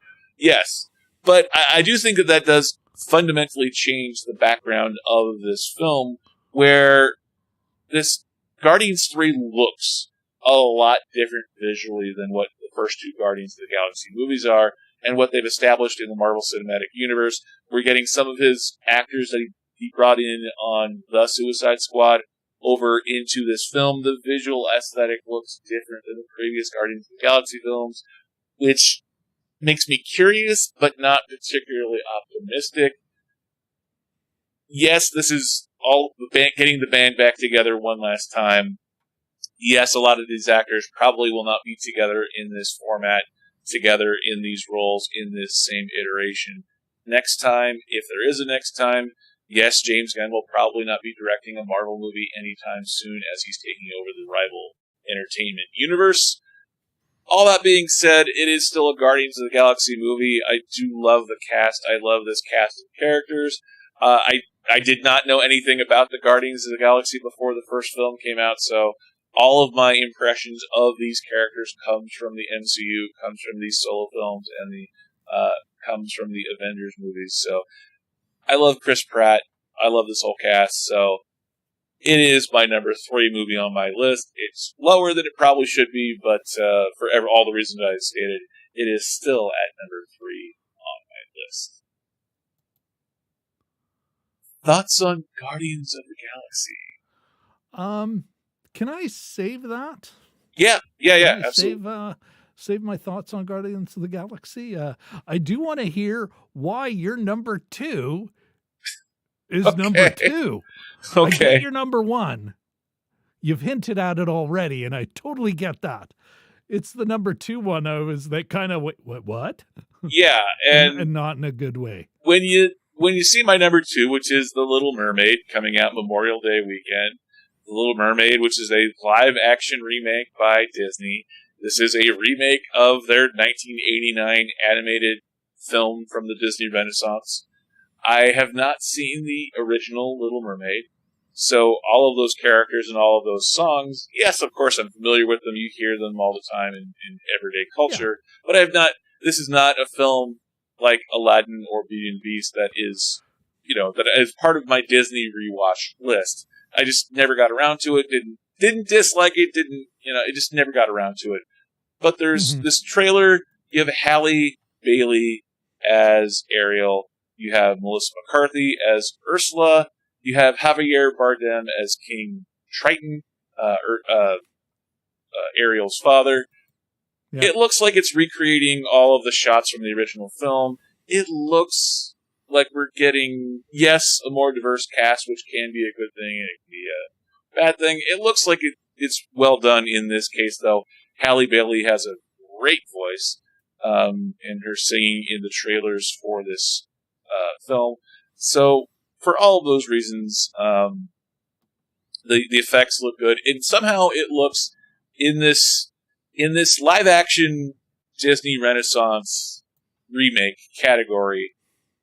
This film, for some reason, looks like it matches the visuals of the original animation the best. Beauty and the Beast was close. Aladdin, not so much. The weird CGI live action of Lion King, good film, but it's kind of a weird thing. The visuals in this, though, for some reason, even though it's live action, it does look like it matches the style of the original Little Mermaid. And again, even though I've never seen the original the Little Mermaid before, the first time I'm seeing The Little Mermaid will probably be this live action version. So, all of those reasons comes in at number 2 on number 2. Number 2 on my list, on the May list, which is number 2. Yeah, it's a shock to me because I love Disney films, I love Disney movies, but this is not one that I was. I heard about it last year, and you're putting together your movies of the year. This is not one that was high on my list to watch. So the fact that it's number 2 on my list does still surprise. It does surprise me a little bit. Okay, what kills me here, Okay. Brian, what blows my fucking mind. Sorry, No effects. What blows my mind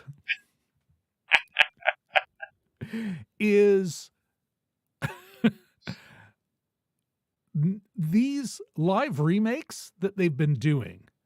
None of them have been stellar. None of them have hit it out of the park. Not one of them where you've gone, wow, they've really brought something extra to it. They have done what you just described. This one looks like is basically, we'll just reshoot the thing we did before. It's like I feel like it's a studio doing what record labels were doing. We'll remaster it for CD, and then we'll get to squeeze some more money out of this thing that we made. I think of all the things you described, and who knows, maybe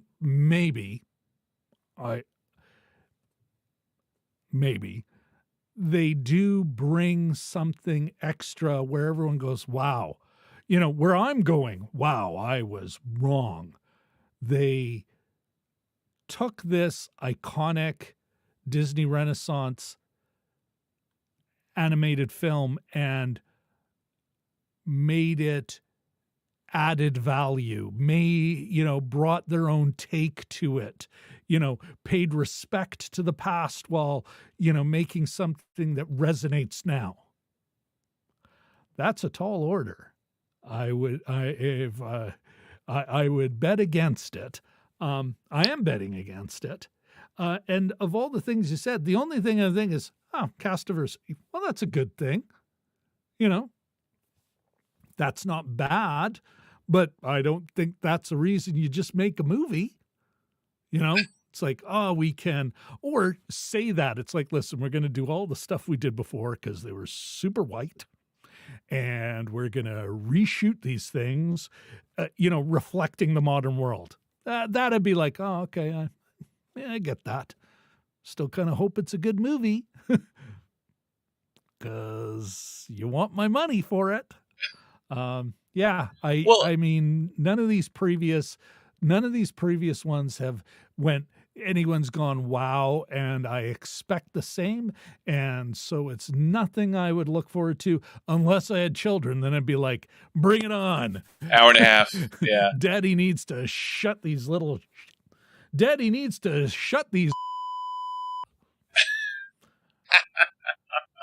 shut the little up. I do have to push back. Then I'd be like, bring it, Disney. Bring all of them. I do have to push back a little bit, though, because you mentioned like repackaging the existing product, like an old song into CD form or MP3 form, as opposed to just into the record or tape. And that's not a perfect analogy, but you got what I was going for there. And while Disney does all of those on a regular basis with their existing products, at least this time they had to cast new people. They had to shoot, they had to render new effects. So yeah, you're absolutely right. The analogy is imperfect because they do actually have to remake the other movie. I mean, they screw the writers. A writer's strike on the horizon. What a shock. Yeah. But they do, though, also have to make the decision. How much of the original do we copy paste? And how do we create something new to where people are going to be willing to spend money? And I would argue that they have never once done with any of the other remakes. They didn't. They literally, like, right down to the fucking script. It's like, we're going to have to adjust this because now we're actually dealing with a real human being. Yeah. Who's both got to sing and act, which, it has some production challenges with it, but otherwise they've done nothing different. And this is almost like you know what? Little Mermaid, that Avatar thing, that's making some money. We could do the ocean. This is another one underwater. Yeah, we've got IP that reflects sense. That, yeah, absolutely. Yeah. You know what? That said, yeah, it's not exactly just remastering bring out the old tapes and modernize them. They've already done that by saying, "Oh, here's your DVD extended super deluxe Blu-ray." And I've been told that paid no one for. Yeah, I've been also told that they have new musical numbers that have been worked on for this remake as well. So new music, musical, all of that. Yeah, hopefully it's good. We don't know for sure until we see it. So hopefully it is good. Let us look at your number one. Your number one movie for the month of May. Rob Kristjansson's number one movie is Guardians of the Galaxy, baby. Bum, bum, bum. Guardians of the Galaxy. I am jazzed about it, and it may actually be the only movie, Brian, the only movie where Jim and I do an over-analysis of it. Our schedule is already booked for our weekly live show, and I think this is the only one that the only new release that made it on May's schedule for us. Now, of course, I am a little nervous. Quantumania, in my opinion, was a bit of a bust. Financially speaking, absolutely. You can see my review of it. I felt it was a bust as a moviegoer. A bit of a bust, a mediocrity. That said, I trust James Gunn, and I'm thinking of that Christmas special, which I'll be damned moved me. It's like, oh my goodness, this is doing it again. Damn you, James Gunn, you bitch. You son of a... You son of a race car driver. With a toy. Yeah. His ability to, make a big spectacle while still keeping it grounded and emotional, I think is what I'm looking forward to. That we are going to get a resolution to this arc that will be satisfying. One of the things that has been perhaps missing with a lot of the fifth phase 5, phase 4, phase 5, fifth phase 5 films and other content that has come out of the MCU. So yeah, I'm looking forward to it. Plus I enjoyed it. I still get misty when I think of James Rooker's, he may have been your father, but I was your pappy, as he's sacrificing his life to save Star-Lord. I'm like, I get choked up now. Mary Poppins, y'all. I am jazzed about this movie. I'm looking forward to it. And maybe some of my excitement and why it's number one is it's only a couple of weeks away. It's haven't coming bought up. my tickets yet, but that'll be happening in the next couple of days. Jim and I will be there. We'll be doing either a parking lot or Tim Hortons review. Now that Tim Hortons has been legally stopped from evicting their tenants so that they can ship in exploited workers. Oh, geez. We're going back to Tim Hortons again. We'll see. Who knows? They could do something else evil, and then I'll be like, all right, back to the parking lot. But yeah, that's why I'm jazzed about this movie. I'm also curious. I'm also excited to see how they manage Gamora from a different timeline. I'm kind of curious how they manage that. Who knows? This could be a total bust. In 3 weeks, in 2 weeks, you might see a video from me going, well, third time was not the charm, but I find it very curious as well. The last 10 years, the MCU has been the most unstoppable force in Hollywood at the box office. And they've made close to $30 billion over the 33, 34, however many films it is now in the MCU. And it's interesting if you look at the May, April, May, June release part of the schedule. Everybody gets out of the way of Guardians of the Galaxy Volume 3 when it comes out comes out Cinco de Mayo, which is obviously a huge weekend. Yeah. But it'll be interesting to see what the struggles that the financial struggles and creative struggles that the MCU has had the last couple of years. It'll be interesting to see whether or not Guardians 3 is the final film that the rest of Hollywood just sort of seeds the next 2 weeks out of, coming up in 2024 and onward. That's a great point. I really wonder if the years of other studios going, you know what, we're just going to give you the next 2 weeks, and we're not going to let our best summer movie go straight up against a Marvel movie and get kicked at the box office. We know they're going to make $1 billion on every single film. We don't really know that anymore. I actually did like Ant-Man and the Wasp: Quantumania, but I think they spent way too much money, and it was a box office dud in a lot of respects. I mean, opening weekend it made a lot of money, but it didn't have the legs as it was Dan a mediocre film. Like, it's a mediocre film that I think missed some of the key factors that make for a good Ant-Man movie. Well, and that is why it didn't have any legs whatsoever. Not that the superhero movies have a lot of legs, box office wise to begin with. They're pretty front loaded, as the hipster box office analysts say. That said, I think the reason that wasn't this big hit, that it was not as good.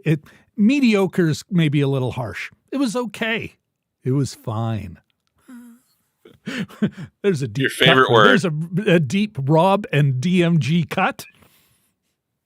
That would make a great T-shirt, by the way. You should set up a merch store and have "It's Fine" on the T-shirt. It's fine. Me doing this. It's fine. It is a meme.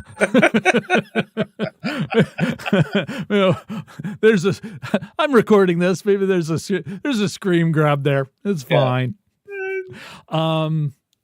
Here's a question I have for you as we're talking about this. Or maybe it's not a question. Maybe it's something I'll come back to you. I have been working on a little side project that'll become a video of what movies like this and Avatar are telling us about what will be in theaters in the future. And you've mentioned, we've talked about some comedies, and even though the top 3 of my movies are comedies, and there's multiple comedies, I think, on both our lists,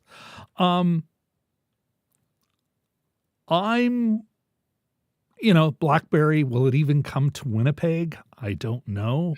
I think it's a kind of a semi-limited release.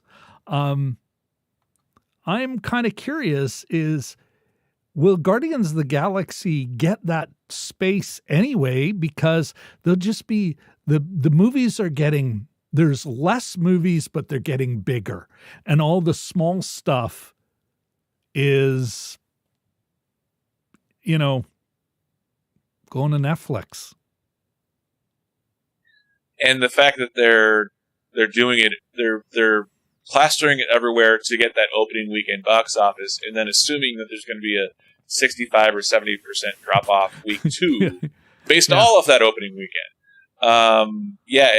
Although I do think that we're getting a lot of, because we're now in a digital era where all of the individual theaters now don't have to get prints of movies.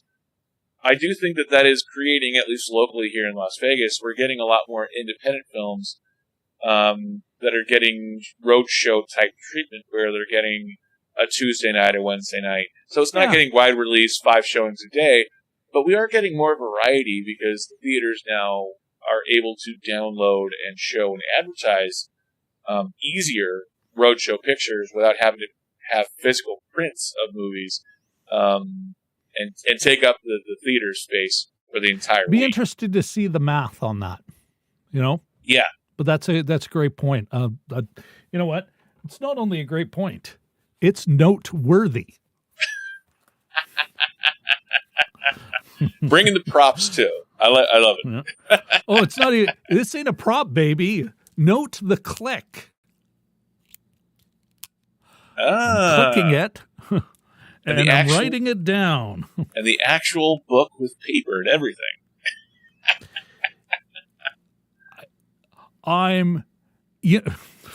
Hey, we can see my setup. I am not afraid of the technology of the gizmos. That said, there is still a place in my life, and I would argue in anyone's life, for pen and paper. You know, in a nice leather book wrapper thingy. It's refillable. Anyway, what the hell? Let you have many leather-bound books. Distro. I even know a director I can reach out and ask her about it, because she's doing that right now with one of her Canadian film Jim and I looked at.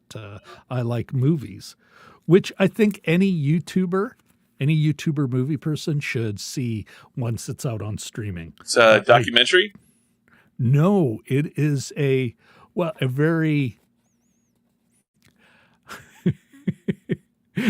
It is the Fabelmans, except for a film critic. The woman is a film critic, a film writer, not screenwriter, but a writer on film. And then she finally got this film out of herself, but it's very, very autobiographical. And it's about a young man who gets a job at a movie store. It's his dream job in a video store back in the day. And it's a dream job because he really loves movies. I Like Movies, hence the title. Nice. And I'm it's an interesting flick made by an interesting filmmaker. And she is right now doing just that, road showing her film. You know, it's had Jim and I went and saw it here in Winnipeg in a local art house theater. What's the name of the name of the filmmaker? I Like Movies. Chandler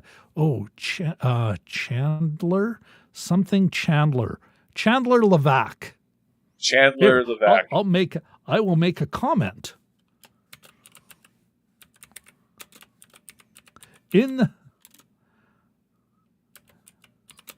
the live stream, as it were. It's a definite see it. Nice. There we go. Oh, it should be Chandler, not Chandler. Oh. There's a D in there somewhere.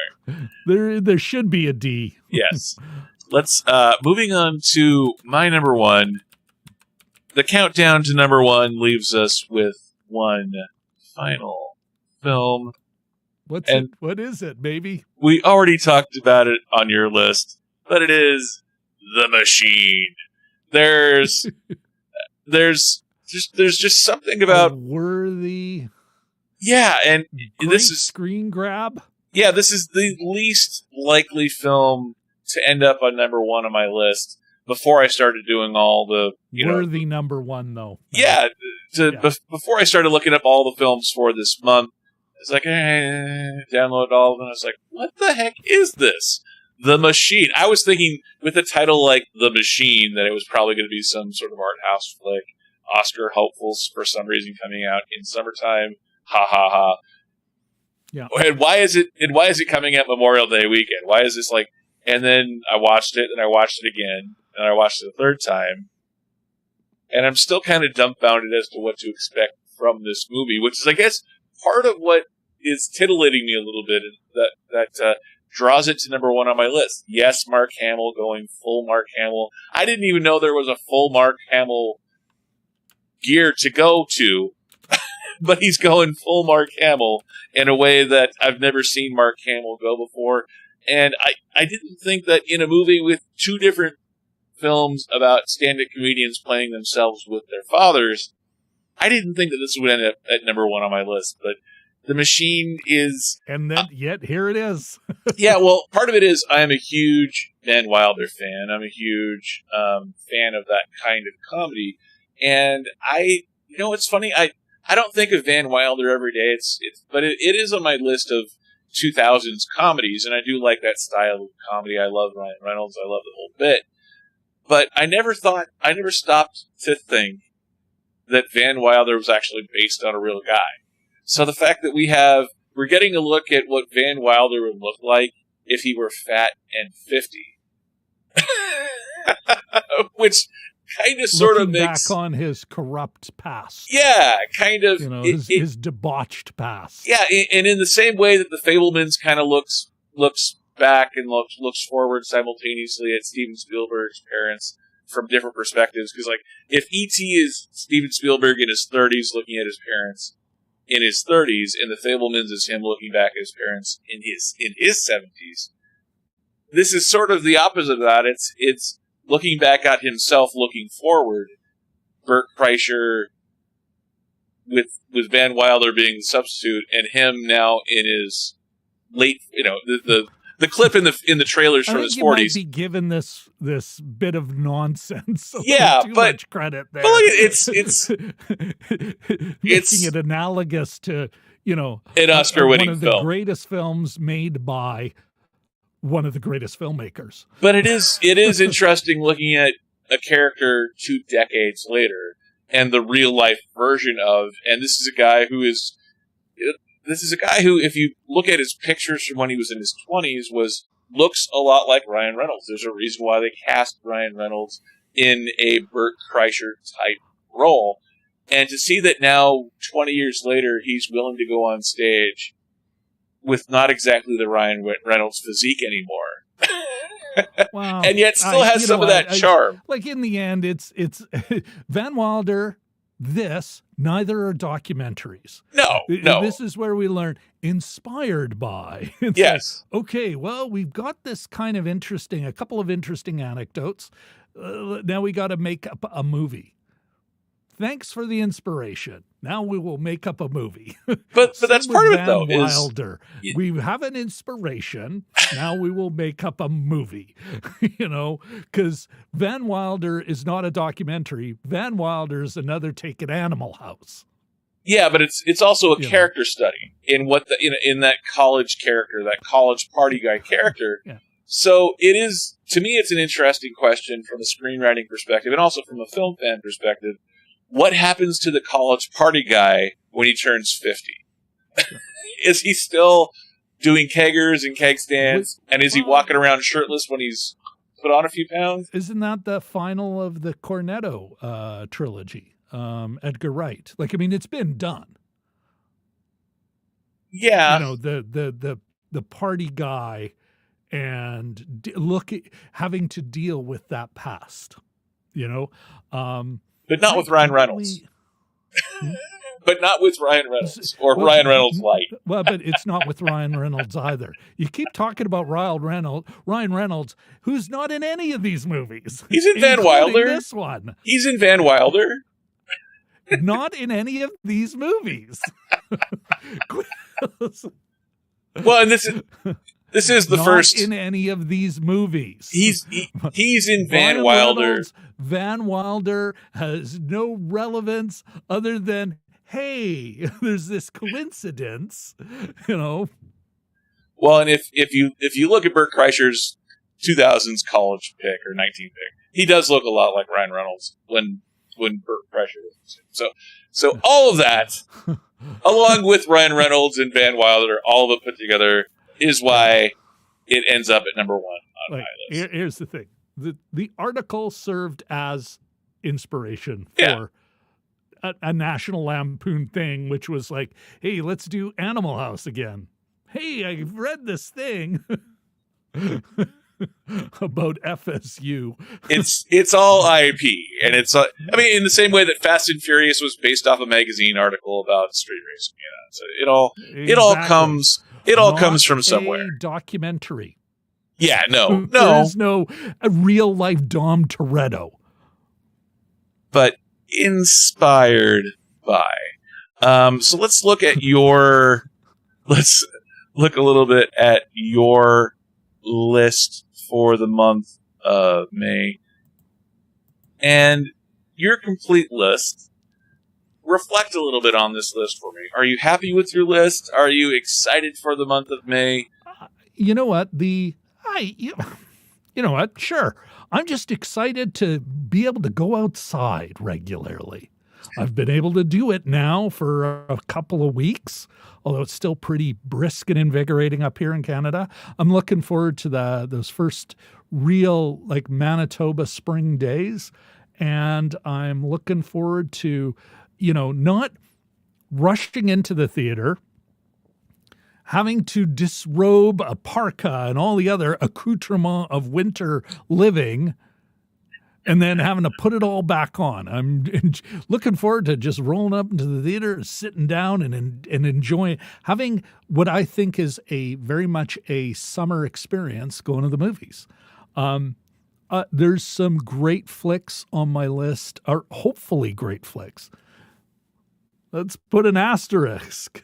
But there's some great summer movies on my list, on your list.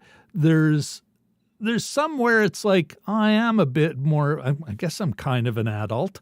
I am a little disappointed in myself even. I call myself out here, that on my list, there is no, except for number 8, and even that one, I'm like, well, it's on Netflix. It's cheap. There's not, other than that last one, there's no woman-led movie on this. One of the reasons Jim and I do that social nutrition checklist is it's as much a check on us. It's like, how diverse is my film watching? And although there's a number of flicks here where there are strong women characters, I a little more diversity in what I'm excited about, would have been nice for me. But otherwise, at the same time, I'm not changing. I'm not taking anything out, and I'm not adding anything in. Maybe what's love got to do with it? Maybe that'll get added in. Are you still happy with the order in which you placed your list? Absolutely. Yeah. There's not, like I said, Fool's Paradise and The Machine could be and Ask Me Tomorrow. I might flip them around, but it's only because you wanted it ranked. If it was tiered, they'd be on the exact same tier. Gotcha. And if we look back at my my list for the month, heck, other than Little Mermaid, you got a solid list, man, and in some ways more varied than mine. 2 documentaries. Actually, 3. You have 3. A third of your list are documentaries. And What's Love Got to Do with It, I would argue, is also a female-led film from a male director, but still it is a British film. I've got I've got two biopics from stand-up comedians dealing with their dads. And so I've got a pretty good variety on my list. I do think Fool's Paradise, though, I was not aware of that film when I looked through everything and put it together in my list. So that one definitely would have made it into my top 10 or 11 for sure, upon further review. But that's why I love doing this video. Exactly. Yeah. This is actually the first repeat live stream that I did, because I did my first one last month with Sean Jackson from Lost to the Real. So thank you for coming on and being my thanks my for having me follow-up. on, man. And at least, but coming second gives you all of the luxury of all of the better worked out graphics. Been a benefit. I was and live stream with no one in it. Early live streams. Yes. You know what? But being a big live streamer, that's most of my content. Also an opportunity to plug our next week. We will be, because it's hockey season, hockey playoff season. Yes. Winnipeg, Vegas. So Jim and I will be overanalyzing a 2013 film called Goon. With Stifler. Yes. Sean William Scott. Sean William Scott, Jay Baruchel, who both wrote it and is in it, one of the supporting cast members. Shot here in Winnipeg when I was in the Film and Special Events office for the city of Winnipeg, so I was quite familiar. My colleague Kevin, who dealt with them for the couple of months they were in Winnipeg, so I've got a little bit of that behind the scenes view of this flick. I'm really looking forward to it. That'll be Sunday night. Now, I know Jay 10 Baruchel. p.m. Central Daylight Time. Jay Baruchel, I know, is Canadian, I believe. Isn't he? Yeah. He's a Montreal kid. Is Sean William Scott Canadian? No. They hired him as their star. Gotcha. Jay, Jay's been a solid. There's a guy who's. He got big with Judd Apatow and the whole Judd Apatow universe thing. You knocked off. A bunch of Canadians in that one, right? But Seth he Rogen is a. Oh, for crying out loud! He's born in Ottawa, but no, he grew up in Montreal. Thought so. I knew there was. Oh, and his dad's French. His father was born in Paris. Although, you know what, I could read a bit more about that, and it's like, well, yeah, his dad was the son of Canadians who were living in Paris, But anyway, I'm excited about that movie next week. But I want to go back to something you said. One of the great things about this kind of list making is it reminds you of films that it's like, oh, I vaguely heard about that. Or even just researching my list, it was like, oh, I want to see that. And so I think it's a great exercise. And it is actually that. It is an exercise because it forces you to look at the entire release schedule and kind of plan ahead your month and say, okay, well, what is coming out, rather than just, well, what's the commercial that's airing during the Super Bowl? You actually looking and saying, well, okay, I can't watch everything every week. There's not enough time. Yeah. But what movies can I put on my calendar to look forward to, just to make sure that I'm properly excited for which movies I'm going to And again, see. Seeing it in that list, it kind of shows it's like, oh, this is, well, at least right now in this moment, what I'm actually interested in. Because I'm looking at, I just pulled up my spreadsheet for what I've got on the Jim and Rob overanalyzed schedule here. And it's interesting.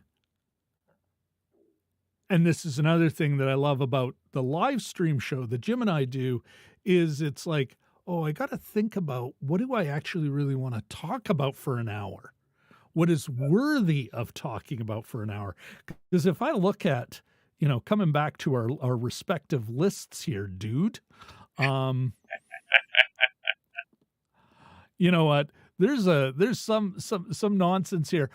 Don't get me wrong. I am looking forward to, honestly, Brian, I'm really looking forward to The Machine, but I don't see myself going, now let's get into the deep themes and filmmaking craft and storytelling craft of The Machine. That's going to be entertainment. And even Blood and Gold, it's like, oh, there's a genre film. And I'm not saying genre film is not worthy of study. Heck, the French made the French New Wave is because they thought American genre film was worthy of intellectual review. But yeah, The Mother, it's Jim and I can't see Jim and I doing an hour on that, But even the dumbest film, subject matter wise, like Dumb and Dumber, if you really break down Dumb and Dumber, there's a lot of intelligence in how they treat dumb characters. No, I'm not. And it's not that simple. That is not what I that is not what I mean. Yeah, Dumb and Dumber is art with a capital fucking A. Sorry. With a capital A. A. And that's an A, not an EHA. A? Tomato, tomato, tomato, tomato, tomato, A. Yeah, I don't know where I'm going with that. I'm running out of gas here.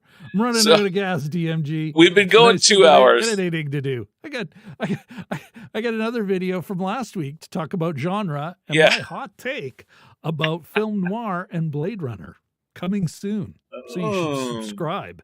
Absolutely. If you haven't already. Subscribe to Jim and Rob Overanalyze Movies, and which movie did you say was coming up this Sunday? At Rob Kristjansson. At Rob Kristjansson. Yeah. At Rob Kristjansson.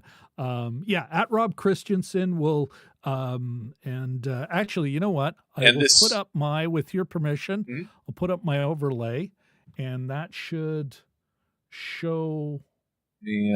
Pull this up side by side. I think I have it kind of cropped out. Well. At Rob Kristjansson. Yeah, it is what it is. If you do at Rob Kristjansson, you will find me on Twitter, TikTok, Instagram, and of course here on the YouTubes. With your permission, I'll put a link in a comment after the show, Brian, if it's cool with you. Absolutely. to our this video I'm talking about on genre. Absolutely, which was from our last show. I'll do you one better. I'll put it in the description section. Oh, thanks, man. YouTube as well, as all the social links for you as well. I do appreciate that. Thank you very much, sir. Yes, you're very kind. Thank and you. Yeah, let's get rid of this because it's just clogging up the screen. The cleanliness of the broadcast. Should be looking at it like from above. So thank you for coming on. Thank you for spending 2 hours of your time with me, 2 hours plus of your time. Thank you very much. Well, we're both chatty fellows. Yes, we are. Opinionated chatty fellows. Yes, well, that makes the discussion fun. So thank you for coming on, and I will kind of take our bows and say thank you for everyone watching on replay, because no one's here watching right now, but thank you everybody watching on replay, and thank you for joining me for my May movie release. Thank you, Brian, for having me on, and to your audience, both the few that were lurking, because people were watching, a few of the lurkers, and for those who will watch it afterwards, and however you chop it up. Yes, absolutely. Thanks, man. This was fun. I enjoyed myself. Great exercise.